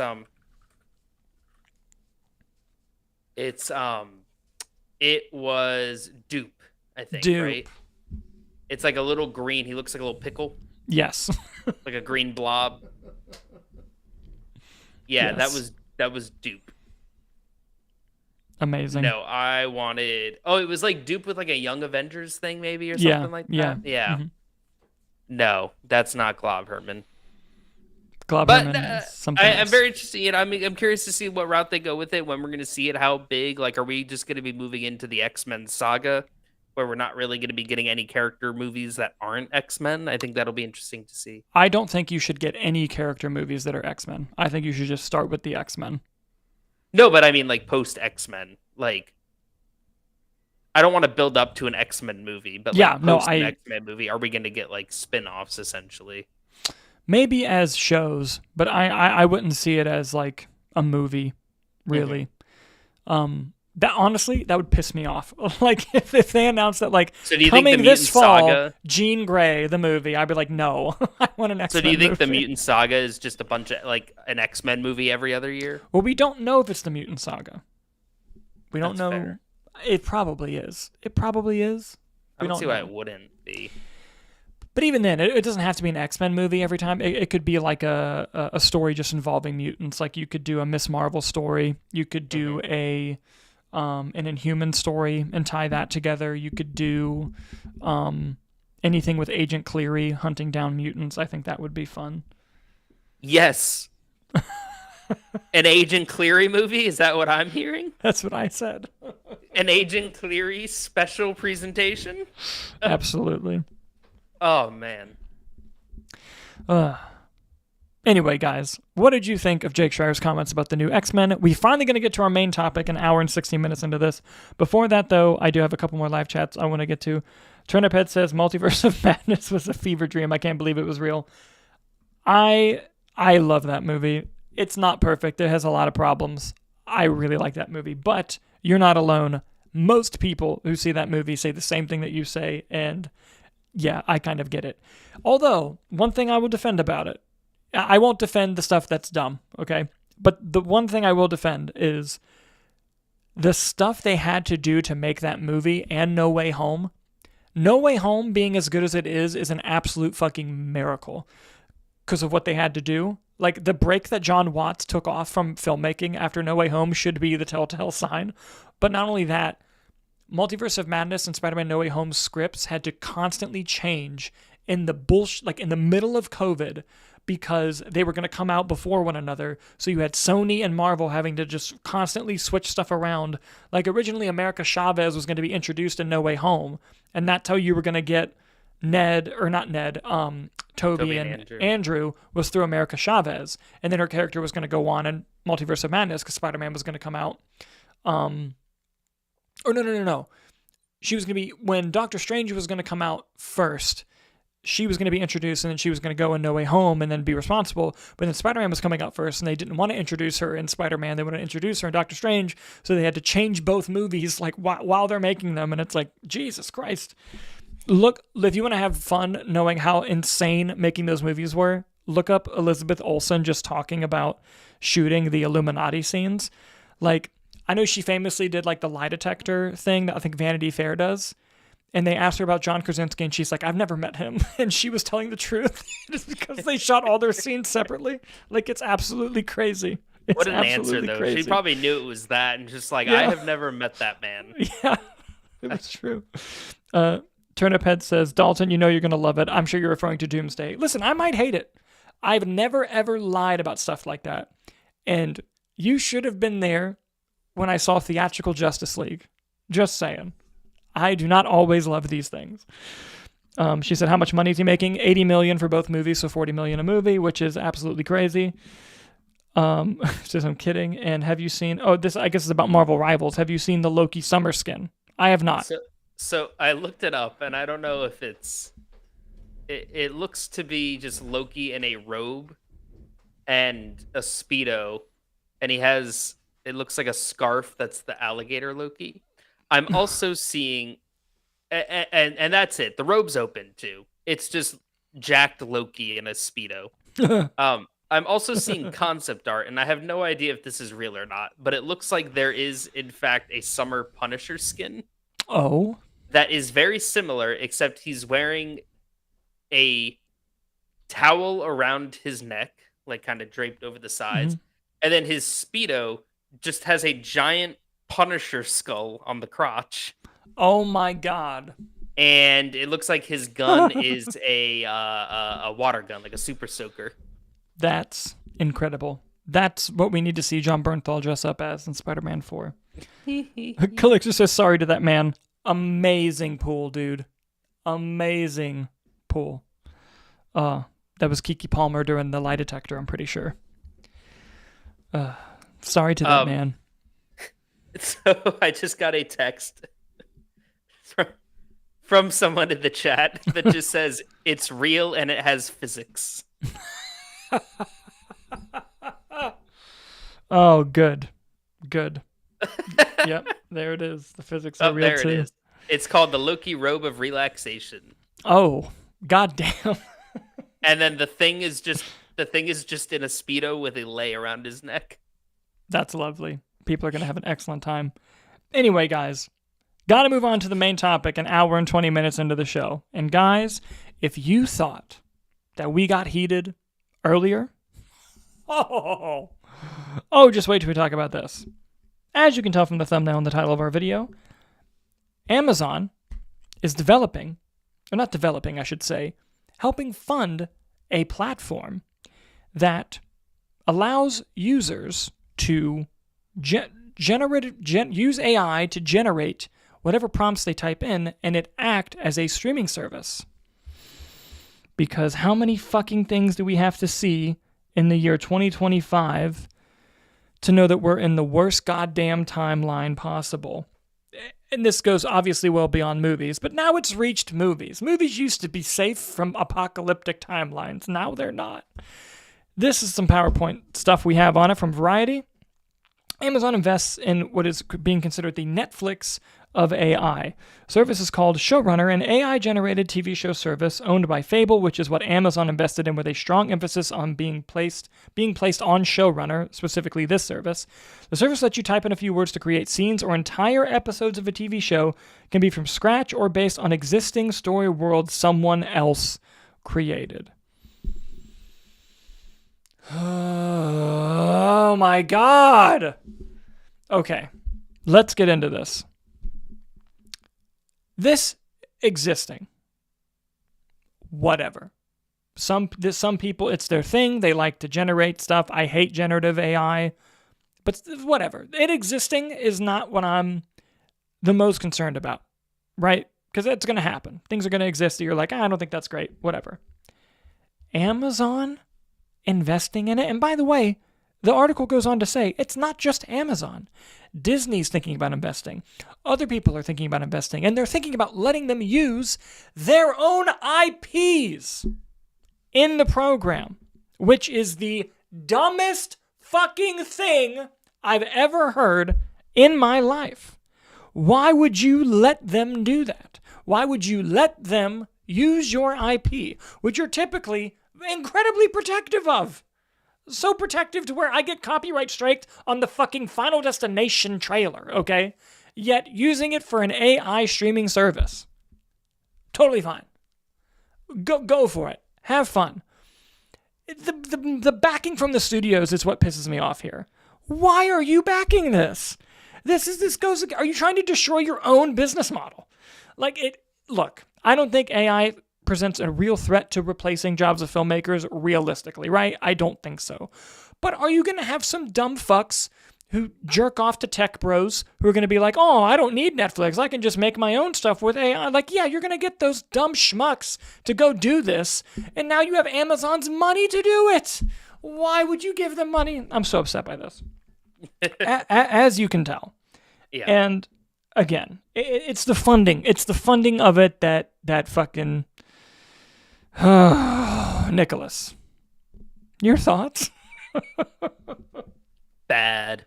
I mean, AI is a great tool at times, depending on your usage for it. To have it creating content at this level, at this scale, to try to be writing movies, to be animating TV shows.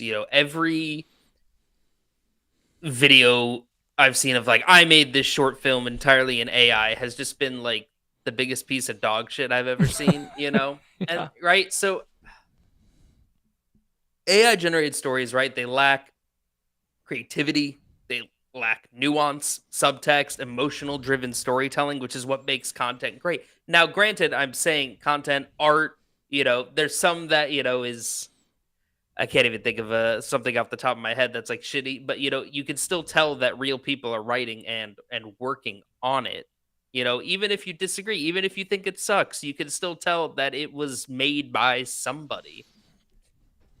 And and especially coming off to like the writer's strike, the actor's strike, with the emphasis on AI, to have these big companies, these studios then going in to back it, it's just disappointing to see. It's like, did we not learn anything from what we just did? Especially too when you get into now the legalities of everything, of like, oh, you can generate, you want to, the new season of South Park's happening. AI could not do what the hell they're doing this season, but No. now you're gonna have, they attack, you know, Trump in their episode, and now you're gonna have all these right wing people go onto this platform and make South Park episodes, praising Trump or whatever you want to call it. I think there's a lot of ethical issues and legal issues that come up with this, and it's one thing too if they were interested in the software, right? The concept of what they're doing, the coding, the platform itself, but it really seems like they're just more interested in actually making the content, not just buying like a code snippet to get, some element that they can utilize for a bunch of projects. It very much seems they're like, you know what, here's Mickey Mouse, go nuts. Like, I the only thing that would make sense to me is if they wanted to purchase the data of the users. Like if they wanted to purchase, hey, what's the top 10 topic? Like, what are the top 10 topics that people type in? And after they get through the first 7 of them being like weirdly porn related, they'll be like, all right, what are the actual topics that like people are asking to see? And using that data to then hire creatives to be like, hey, apparently there's a hunger in the market for something that's this prompt. Like, let's go make something. Okay, buy the data. That's interesting.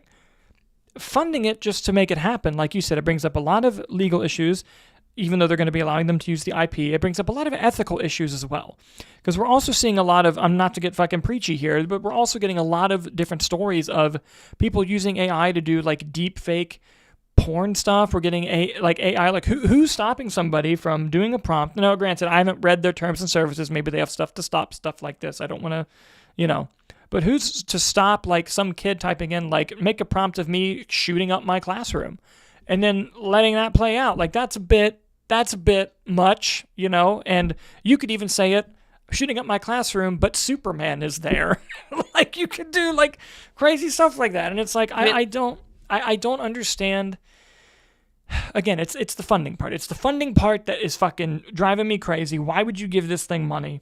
Like all that's going to come out of it is, and again, if it was just people who thought that this was their hobby, like typing in prompts, seeing something made, but what you said, people are going to use this to then take that material, which technically has tons of copyright issues because of what's in it, but they're going to take it, put it on their social media and be like, look what I prompted.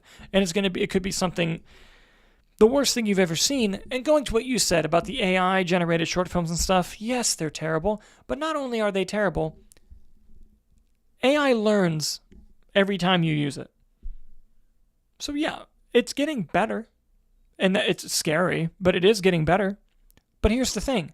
Sound is still fucking horrible. I highly encourage people, if you ever see someone share, whether it be on X or Facebook, whatever, like an AI generated short film, video, whatever, I beg you to turn on the sound. It sounds awful. It sounds like robots. Mm-hmm. It sounds like the worst thing you've ever seen. Keep the fucking clankers away from me. But I love you that thing on the internet, by the way. Just dropping clanker on live. Yes. It's so funny. But it's just yeah. I mean, I think there's interesting applications for the concept, but just not from a creative, from a content-driven standpoint of creating TV shows no, and movies. But like, if I had to do it throughout middle school, high school, and even into college, those dumb little animation videos where you're clicking and dropping from templates, like maybe something like that, it could be interesting for that. But they know that now TVs are just the second screen, so it doesn't matter what the quality's on there. They're designing shows. They've even said they're designing shows and movies to be the second screen, to be just nonchalant, as unambiguous as possible, and driving up the content. Which is super fucking aggravating in its own right. So I think this is more of just the same, where they're trying to maybe get that more engagement back to making the TV screen primary number one, but it's just that's not the way to do it. No, and here's why it's extra upsetting. Who knows how much money they're going to pour into this thing? Why isn't that money going to writers' rooms? Why isn't that money going to take risks on a low-budget project, that low-risk, high-reward of, we need $10 million, we can make you 100? Where's that money going? You could literally be funding internship programs, writing programs, assistant directing programs, PA programs, for the love of God. Like, you could be literally shepherding in a new generation of filmmakers, people on sets. People are leaving Los Angeles. Marvel not only left Los Angeles to go to Atlanta, they're now leaving the US to go to London to shoot their shit. Like, that's how crazy and bad it's getting. You could literally do the thing from just... Because there used to be so many good programs at Warner Brothers, at Universal, Blumhouse, even for a while, did like a worldwide internship thing where you could apply. All that's going away, and the money's going to bullshit like this, and that fucking pisses me off. I hate that so much. And I'm beating a dead horse at this point, but it's just... No, it's upset. It's upsetting. You could be using that money for something else. Like, you could be using that money to find the next big filmmaker, we could have an indie boom like we had in the 90s, but streaming is killing that. This funding AI generated shit is killing that. And look, like you said, AI is an interesting tool. I find it interesting when people use AI to help cut down their busy work. Like, hey, can you organize my calendar? It's a bit disorganized right now, to an AI, and it organizes for them. Like, that's an interesting tool. That's a cool thing. Using it as a replacement for artists to generate stuff, horrible. And it's and what you said when you said AI art lacks certain things, it lacks soul. My dog is even pissed about it. I don't know if you can hear it, but clearly they're even upset. Hendrix is upset. Real. Yes, Hendrix is upset about AI, but I think he's really going off. But it doesn't have soul, and I'll take the worst Michael Bay thing I've ever seen, because when I watch it, you know what I still see?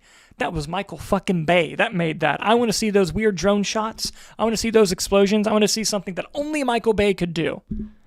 And even when I watch things that I don't like, the human element is what still makes it worth going to see. Even like Serenity, which you talked about earlier, that fucking awful movie. AI couldn't make something that batshit crazy. they couldn't. AI could not make a movie like Serenity. They could not comprehend the concept of Serenity. No. By the way, spoilers for this awful fucking movie, but I'm telling you, you're not going to watch it, so I'm going to just spoil it for you. AI could not make a movie where Matthew McConaughey and Anne Hathaway plot to kill Anne Hathaway's abusive husband, where she very oddly sexually calls Matthew McConaughey daddy several times on a boat, where they're going to kill her husband, only to have a plot twist that the entire film is actually a video game that an angry teen is playing because he secretly wants to kill his stepfather. AI could never do something that fucking insane. And never. And correct me if I'm wrong, but the way that they were planning to kill him was to have him go like tuna fishing on a boat, and then they were just going to unstrap his seat so that the tuna just yanked him down. Yep. And they were just going to leave him there. Anyway, so that guy's writing James Bond. To tie it back. Which is why I'm more excited, because, it was one of those movies where I'm like, well, I've never seen anything like that. and I doubt I ever will again. Yeah. Thanks for the ride. Here's half a star just because I got to give you that. Yeah. No, it's something. I'm going to go to the live chats because I'm sad.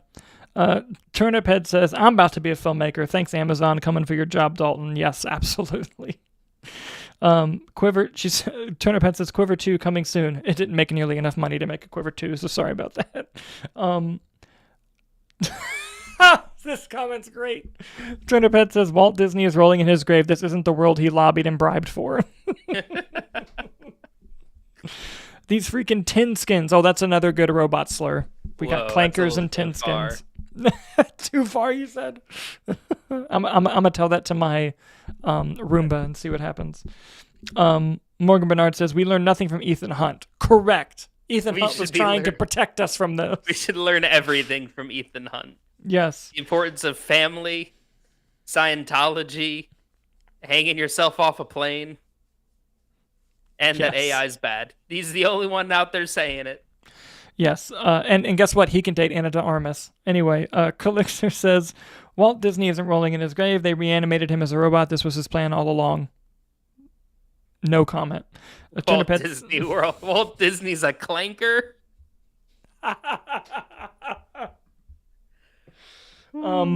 Turnip Head says, if they're so smart, why can't they solve a CAPTCHA? Asking the real questions. And Calixer, regarding the Serenity plot, says, true, only someone on a lot of drugs could think of that plot. Absolutely. Absolutely. Him saying that just made me immediately just think AI couldn't make Malignant. Oh, no way, dude. No way. Maybe Beekeeper, but I don't know. Yeah. I don't know if... No, it could not make Beekeeper. How dare you? Maybe Working Man. No, but... AI may have made Working Man. I can't prove that, but... Sully Streams, I don't know if he's still here, but when you said AI stinks, I agree, man. That's the whole point. But guess what, guys? We have to get to the B-roll, so let's do that. We're going to segue into the B-roll now. Some fun stories for you, little off-the-top things to go over. Nicholas? Yes. Oh, I think there's updates to this one. Okay, so this is a fun two-parter. The Social Network 2, which we've talked about on the show extensively, that's going to be written and directed by Aaron Sorkin, who wrote the original, but it was directed by David Fincher, who can't direct this because he's busy directing a Tarantino script. They're eyeing Mikey Madison and Jeremy Allen White to be in that movie, which I think is very interesting. Mikey Madison has been extremely picky in her post-Oscar winning roles. By the way, she was approached to star in Sean Levy's Star Wars movie. She turned it down. A lot of people used that to kind of shit on Sean Levy, only to be reported later in Deadline that it was purely a salary dispute of Mikey Madison being like, I just won the Oscar, you better fucking pay me. And so she said no, which is awesome. So good. But I think they're excellent actors, so putting them in the movie is great. But here's the most interesting one, and this one also broke earlier today. Jeremy Strong is being eyed to play Mark Zuckerberg, meaning Jesse Eisenberg would not come back. According to, I think it was Deadline today, Jesse Eisenberg, as of right now, has turned down coming back as Mark Zuckerberg. But even the Deadline article pointed out this might just be a negotiating tactic on Eisenberg's part, which could bite him in the ass if they cast Jeremy Strong. But is the leaking of Jeremy Strong a negotiation tactic on the studio to get Jesse Eisenberg back? So there's a whole Robin Williams playing the Joker, Warner Brothers thing going on here. And I'm curious to see what's going to happen. And Nick, let me say this. No David Fincher, no Jesse Eisenberg. Don't call it Social Network 2. Just call it something else at that point. Like the Facebook movie. Yes. Yeah, yes. Because to me, yes, I think it was a very interesting concept to pick up later on in Facebook's life, especially with like Meta and the congressional hearings and everything regarding that. So I buy into maybe casting an older actor, even though Jesse Eisenberg's a little older. Like I don't dislike the Jeremy Strong casting in that role. I think he's a great actor. It's just, yeah, maybe call it a different route. You know, I think Social Network 2 is going to come with a lot of expectations from people. And I think that might hinder the movie quite a bit. So I think maybe just disregard and say this is it started as this conceptually, but it has sort of transformed into something new. So we're calling it this, that, or the other thing. And with Jesse Eisenberg, he was nominated for an Oscar for playing Mark Zuckerberg the first time. So Yep. you would think, oh, why would he turn this role down? I get it in that he's now reached the point of the stage where he's writing and directing his own stuff, and A Real Pain was really great. So I get it from that standpoint, but I also think that if he's like, no, if you want me to come back to that, you're going to have to give me some money. So we'll see. We'll see what ends up happening, because these are all in talks right now. I do have to bring up a top 10 funniest live chat I've ever seen. Let me pull up Jimmy Allen White and Mikey Madison again. Calixer says, seeing them side by side makes me think that they could co-star in a live-action Flushed Away. That is the funniest fucking thing. Hold on, I have to pull it up on here. That is the funniest thing ever. I have Flushed not Away. thought about Flushed Away in years. What a movie. That just like What a movie. pulled from the recesses of my mind. Hugh Jackman. Yeah, and they show the Wolverine costume. They do. Something we didn't get until last year. Yeah, I know. It's crazy. It's crazy. Moving on the B-roll, Aaron Taylor Johnson is the Vegas choice in odds to play James Bond. I don't think he will. I think he'd be a great choice. Don't get me wrong. And people have been asking him all over the place. I just don't think Denis Villeneuve will choose him. Mm-hmm. I just don't. Now, if I'm wrong, that's fine, because I think he's a phenomenal actor, and I think he would do a great job. I just don't think he's going to be playing the role. I'll die on the hill of Will Poulter. Will Poulter should play James Bond. Just saying. I saw a going back to the most like vanilla choice. I mean, yeah, I think Aaron Taylor Johnson would be like an unsurprising pick. You know, it was like the same thing with like Henry Cavill. You're just kind of like, yeah, you know, same thing. Tom Holland was just on Gordon Ramsay has like a little YouTube series that he does, promoting his non-alcoholic beer line, and he was talking a little bit. One, he looks jacked in that video. I think they just filmed it like within the last few days and got it out there. So he's like, yeah, he's talking. He's like, we're starting Spider-Man 4. We're ready to go. And like Gordon Ramsay, they brought up like the name James at one point. And Gordon Ramsay's like, do you plan on playing any characters named James? And Tom Holland kind of brushed off. He's like, yeah, that's what the rumors are, aren't they? And then he kind of just like went on with it. But I thought it was very interesting, because I feel like normally those types of videos are very like intentionally scripted. Yeah. So I thought that the fact that it was brought up was interesting. But that could just be, I know they have a kind of close relationship, the two of them. Not close, but like, you know, they're not familiar with each other. Yeah. So maybe that could have just been pals messing around, but I think it's a bad choice. Yeah, but it could also be Tom Holland's PR team being like, hey, put this out there. Let's see what the reaction is. Yeah, that's true. Tom Holland would not be my choice. I don't want to sit here and say it would be a bad choice, just because I don't know the script that they're writing, you know? Just like being somebody who like vigorously defends many casting choices, I always want to wait and see until like, what is the story? Because that's fair. Yeah. It's fair. It's just kind of like, okay, he's Spider-Man. Like, let's see someone else do something, you know? And like that's a fair criticism. You know? Moving on, we recently reported that there was going to be a Meet the Parents 4. Well, they've revealed the title, and man, did they knock it out of the fucking park. The title of Meet the Parents 4 is Focker in Law.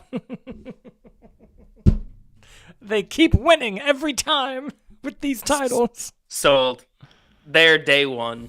I'm actually already in the theater. They're scared. Yes. Can't wait. Just wanted to bring that up, that I thought that was a good title. Oh, this is good too. We reported on this. Warner Brothers Discovery has announced what the split companies will be named when they divide after combining a few years ago. Guess what they are, Nick? What are they? Tell them to me. Warner Brothers and Discovery. There it is. Oh, God. Who would have thought? Not me. I can't wait for HBO Max to split into two.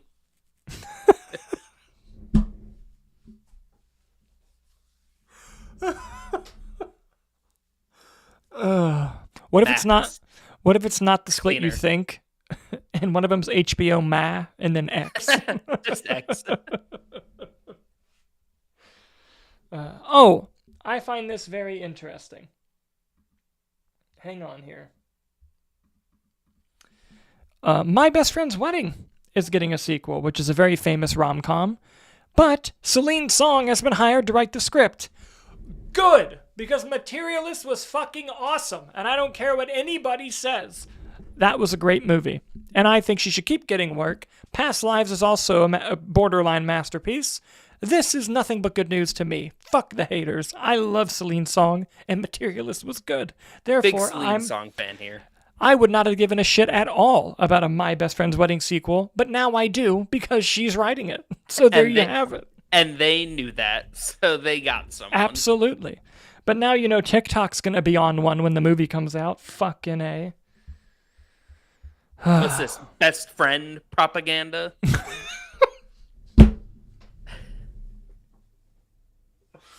Oh. God, don't even get me started. Here's another interesting tidbit. Spoilers for Fantastic Four: The First Steps if you have not seen it. Spoiler. Okay. Doctor Doom's in the post-credit scene of that, and Brandon Davis with Phase Hero interviewed Matt Shakman, where Matt Shakman confirmed that not only the Russo brothers directed the scene, but that it was Robert Downey Jr. in the costume, because you don't see his face. And it was shot on the Doomsday set, and Shakman said that it was Downey there and not just a body double, which surprises me, but it also doesn't surprise me because they save all kinds of money by not having him speak or showing his face. So that was Downey kind of doing a favor, which was nice of him considering how much money he's making. Well, did you just say it too, that the Russo brothers filmed the post-credit scene? Yeah. So I wouldn't be shocked if that's just straight up like a scene from the movie. Yeah. Same with the Thunderbolts one. Yeah, exactly. Like I would be, and that the Russo brothers directed that as well. So I think they're just knocking them out on set and seeing what happens. And I think it leaves a lot of interesting stuff. Like maybe they didn't have to do Robert Downey Jr. favor because they just already took a snippet of something that was shot. Yeah, but it'll be interesting to see. There's some theories going around on what's happening there that we won't get fully into now, but still neat. Still neat. I'm gonna do my favorite story. Oh, I can't wait for this. I'm going to do my headphone switch, though, really quick, so if I lose your audio, I'll let you know. Yep, that's fine. Live shows. So do you want me to give some context to this next one? Yeah, go ahead. Go ahead. Okay.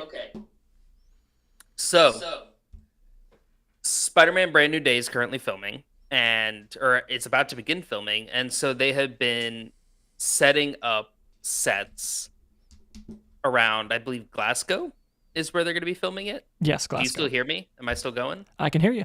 What a concept.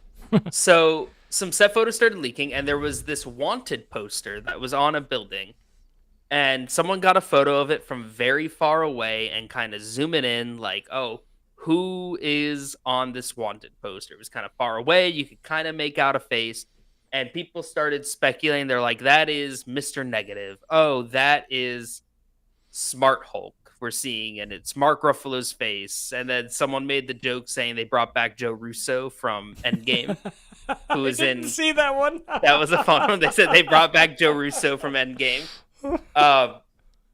So the internet was ablaze of just the Marvel side of things of who the hell is on this wanted poster on the Marvel set for Spider-Man 4.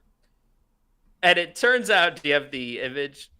Yeah. It was, in fact, actually a activist poster that was placed on the set that is not related at all to the movie. Nope. I think it's some CEO of a company that people are like hating right now that's not Astronomer.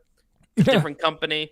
Apparently this guy did some bad stuff from what I don't know, factually everything, but it was supposed to be an activist thing, putting this wanted poster targeting the CEO, and it made its way to the set, and everyone was like, oh, that is certainly a wanted poster for the Hulk, Smart Hulk in the MCU. And I just thought it was so funny. The photo we have here is a lot more high-res and close-up. Yeah. The original photo was really far away. Very far away and grainy, and this is after, these photos came out after it. But I thought it was just such a funny story of internet speculation and theory, only to have it be something else. I thought it was worth mentioning. No, and if you were online that day, like you couldn't.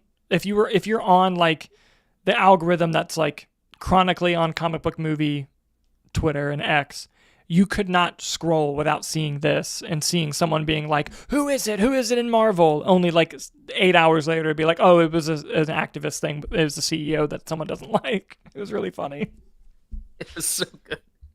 All right, guys. Now we're on the off the reel. These are the little questions that Nick and I like to throw at each other just to get our thoughts on things that we like doing, and they're very beneficial for social media. So, with that said, there's a new theory online for Spider-Man Brand New Day that the movie may open with a montage of Spider-Man taking out a bunch of villains in his rogues gallery to establish that he's been Spider-Man on his own for a little over a year now. That rumor came from Dustin Daniel Cretton, the director of the film, having a ton of comic panels on his wall that Kevin Feige alluded to that he's going to try to recreate some of them. So that led to people going, oh, there's usually villains on those covers. What if we get like a whole thing, kind of like the Fantastic Four movie, where we get a montage of him like fighting a bunch of people? So the question is, what B-list villains should Spider-Man fight in a montage in this film? Nick, I'm going to give it to you first. I want to hear it. Boy. I mean, I would love to see Armadillo. We got a brief glimpse of Armadillo in the second Spider-Verse movie, which is more Armadillo than I thought I would ever see in a Spider-Man movie. I would love to see that. I'd love to see like a Stiltman or a Big Wheel. Give me kind of just the most ridiculous villains you can from Spider-Man's Rogues Gallery, because he's got some great ones, but I think Big Wheel, Stiltman, and Armadillo would be my picks. That's pretty good. You know the issue with my picks? Huh. They can't do them because they've already done a version of them, right? Like my picks would be Shocker and Hydro Man. But Shocker they did in Homecoming, which Shocker could come back. I'd love to see him in the suit. But Hydro Man they can't do because they created a fake Hydro Man and still used the name Morris Bench in Far From Home. Yeah.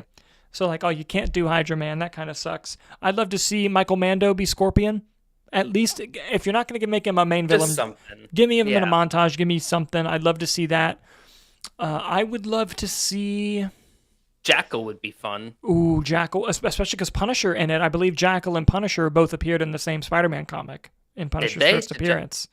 I'm pretty sure. They could definitely be doing something like that. They could absolutely be doing something like that. That would be very cool. I'm trying to think here. Maybe like... I think it's so funny because people throw out like if you look up like B-list Spider-Man, you're like Spot is always on them, and you're like, man, Spot is very much now a big bad. Like, oh yeah, they proved that you could do Spot. Maybe like a Tombstone would be cool to see. Ooh, or like a Hammerhead. Yeah, that'd be really cool. Oh, what's the one with who's the one that has all the little like robot spiders? Spider Slayer? Yeah, Spider Slayer. Spider Slayer. I don't know. I feel like there's a lot of opportunity to throw in kind of just the random one. I think the people were saying that the ones on the covers were like Boomerang and Tarantula. I think were the covers that people were identifying from his post. But I don't know. There's so many great Spider-Man villains. Yeah. Do you think we'll ever get Black Cat in a Spider-Man movie? I do. I think we get Black Cat in this next trilogy. Who's going to play Black Cat? I got my pick. I got my pick locked and loaded, bro. Okay, you go first. Anya. 100%. And I already know how the internet works. The internet's full of fucking pigs who are awful. They're going to cast Anya Taylor-Joy, and we're going to get the her tits aren't big enough crowd. You know it's going to happen, dude. You know it's going to happen. Horrible thing to say. Anya Taylor-Joy is arguably the best actor working today. If she plays Black Cat, be fucking grateful, because she would kill that role. I'm sure her and Tom Holland would have great chemistry, and she's just a beautiful human being. And the whole point of Black Cat is kind of just like Peter Parker being enamored enamored with her. And I think she could pull that off perfectly. I'm not too overly familiar with Black Cat outside of the games. I'm trying to think Tom Holland's Spider-Man's young. I don't know, would Jenna Ortega be a good casting? Yeah, but she was already in the MCU.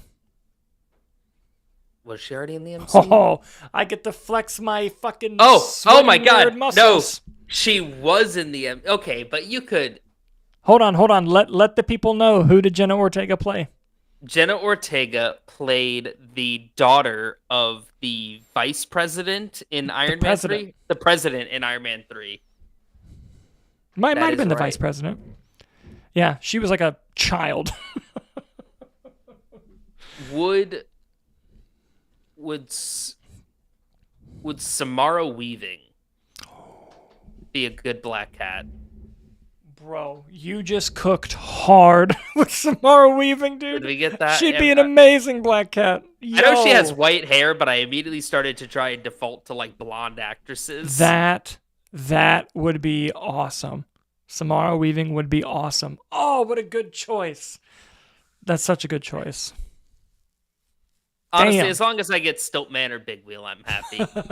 I don't care about getting Black Cat. Give me Stiltman.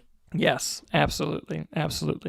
This is not a B-list thing at all. Do you know what villain, through pure nostalgia for the PlayStation 1 Spider-Man game that I still have in play, in that game, the most horrifying level is the last level where the Carnage symbiote gets onto Doc Ock. Oh my god. It's the most horrific thing you've ever seen. And the whole level, you don't fight him. The whole level is run away before he kills you. And you just have to escape him. Like Spider-Man was like, I am out. Yes. This is not happening. And oh my god, I just looked up an image. That's horrifying. It's horrifying, dude. If they ever somehow got the Carnage symbiote in the MCU and Doc Ock in the MCU and they merged, I would be the happiest child alive. That would be a great pull for like Spider-Verse, like yes. just to have that going on in the background. It'd be awesome. But could you imagine the reveal, like if Miles is they're doing like a montage, like a runaway montage, and all of a sudden you see the tentacle like come through a wall, and you're like, oh boy, Doc Ock, and then just Carnage bursts through. Dude, I would lose my shit. That'd be awesome. Anyway, guys, what B-list villains do you think Spider-Man should fight off in a montage? Now moving on to the next off-the-reel question before we get to the box office. Marvel and Disney have slated an untitled Marvel movie for July of 2027, which would be right before Secret Wars in December of 2027, right? Yes, correct. So the question is, what MCU movie releases in July of 2027? Nicholas, throwing it to you. Oh, I get to go first? Mm-hmm. I think that 2027, I think that it is the Blade movie. I hope so. God, I hope so. I think it's Blade. I think because I don't think Blade's going to be a big tie-in to anything. I think after all of the press that the Blade movie has been getting, they're going to want the boost that comes with it being after an Avengers movie, like they've done with the Ant-Man movies. That's fair. I think that, Spider-Man starts filming, I think, tomorrow. Yeah. And that comes out July of next year. So I think as of now, but that's what I'm saying. If they're able to pull out a Spider-Man movie in a year, I think they could put out a mid-budget Blade movie. That's fair. In a year's time. So I think that slot's going to be open for that. Okay. I think it's Doctor Strange 3. You think they're going to try to cram in a Doctor Strange 3 before? I think... Well, I guess it's... Good. It's the multiverse. It's going into Secret Wars. We still have Clea. So I think it's possible that it's Doctor Strange 3. Or I could see Black Panther 3, but I don't know if Coogler's going to be busy working on X-Files. I know he's working on that soon. So we'll see. It could be a lot of things. It could be Deadpool 4. It could be X-Men, because they're already getting ready to start casting on that. Although I think X-Men should come out after Secret Wars. Was But Benedict Cumberbatch on a chair? not yet. I don't think so. So that could maybe tie in. Maybe he's not in Doomsday, but Hmm. maybe you catch up with what he's going on to lead into Secret Wars. Yeah, That could be interesting. it could be. It could be. I want it to be Blade so bad. I think there's a high chance. If they I start didn't even filming think about Blade, Doctor Strange 3, honestly, though. yeah, it could be That that. didn't even cross my mind as a possibility at this point in the MCU, to be honest with you. Right, dude. If they start shooting Blade and we get a set photo of Mahershala Ali, I'll be like, oh my god, I feel like a weight off my shoulders, and I have nothing It's to real. do with it. But yeah, it's definitely something. Watch, it's just a date that they have because they're already going to delay Spider-Man. Yeah, they're just like, we gotta prep technically, this up. that would be a Sony date, so no. That's No, true. Fuck it. I hope it's a Daredevil movie with Punisher and Spider-Man. Ain't no way. No, 0% chance, but that's what I'd want. Oh. It'll be fun. Guys, what do you think the movie is slated for July 2027 for Marvel? Let us know as we move on to the box office. The box office. Here were our predictions from last week. And this is the box office for last weekend, everybody. We both got the first 3 right of Fantastic Four, Superman, and Jurassic World. However, we both got the next 2 wrong in our placements of Smurfs and I Know What You Did Last Summer. The actual results are quite interesting. Let me, if I could just reach my utility belt. Coming in first was Fantastic Four: The First Steps, making $117.6 million in its opening weekend, just under Superman's number. Superman made $24.8 million in its third weekend. That's pretty good. Jurassic World made $13 million in its fourth weekend. F1 came in fourth, making $6.3 million in its fifth weekend. And Smurfs stayed in the top 5, making $5.4 million in its second weekend. I Know What You Did Last Summer dropped in 6, making 5.2. How to Train Your Dragon in 7. Eddington in 8. Sayara in 9th place. And Oh High in 10th place. Now I'm going to pull into some of the numbers a bit more specifically here. Fantastic Four now has a worldwide total of $249 million, basically $250 million. It's made 1.2 times that $200 million budget. It's going to be a well-profitable movie. We're going to see how it performs the rest of the summer. Superman now has $513 million worldwide, crossed the $500 million mark, and will cross $300 million domestic for the highest grossing domestic Superman movie. Still has a while to go internationally. I think Man of Steel's total was around $670, so it might not hit that, but it will get close. The production budget was $225, and it's already made 2.3 times the budget, so by next weekend it'll be a profitable movie for DC Studios, which is what they really needed. Jurassic World Rebirth has made $725 million worldwide. Dinosaurs be making money. It probably won't get to the billion, though, so which it never needed to, but Universal might just be upset considering the recent trilogy did. And guess what they did, Nicholas? They finally updated the budget to 225. I wasn't buying that whole 180 shit. I knew it. I fucking knew it. But still, a very good, well-profitable movie at 3.2 times the production budget. Big win for Universal. F1 is at $513 million worldwide, and in a reverse situation of Superman, its domestic performance is only at 168, but its international is at 344, hence the total of 513. Doesn't have the budget here. I've heard it was around 250, so a little over 2 times the budget, but with all the merch tie-ins, I'm sure they feel just fine with that total. Oh, yeah. Smurfs, worldwide 72, budget 58, 1.2. It's going to be a box office failure. I don't know how long they're going to keep this up. I Know What You Did Last Summer, $48 million worldwide, which doesn't seem like a lot, but that budget was only 18, 2.7. It's already at profit, baby.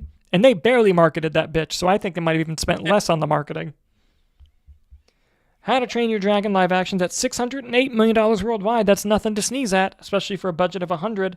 6 times that budget. Go How to Train Your Dragon. And I wanted to pull up 28 years later.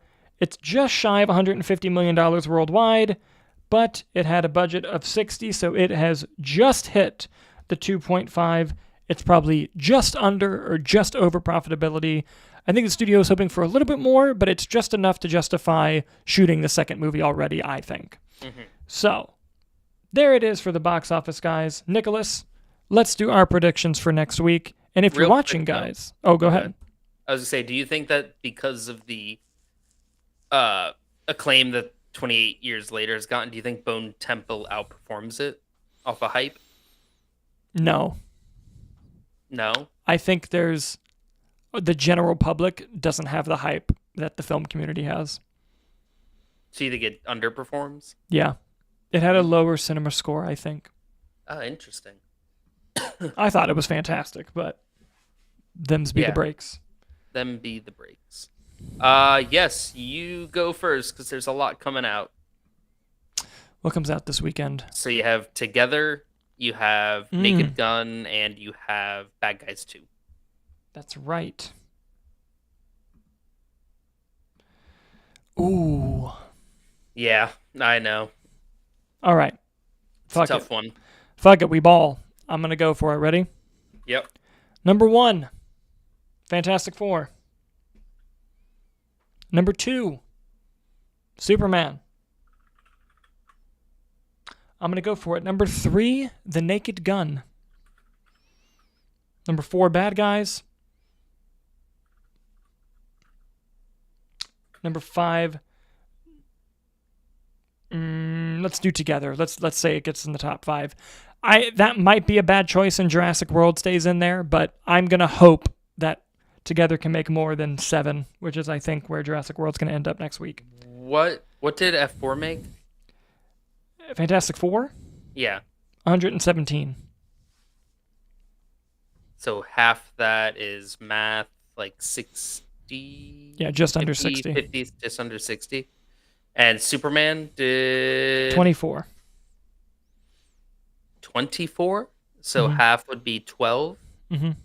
Call me crazy. Okay, I'm going to go F4. I'm going to go Bad Guys. Okay.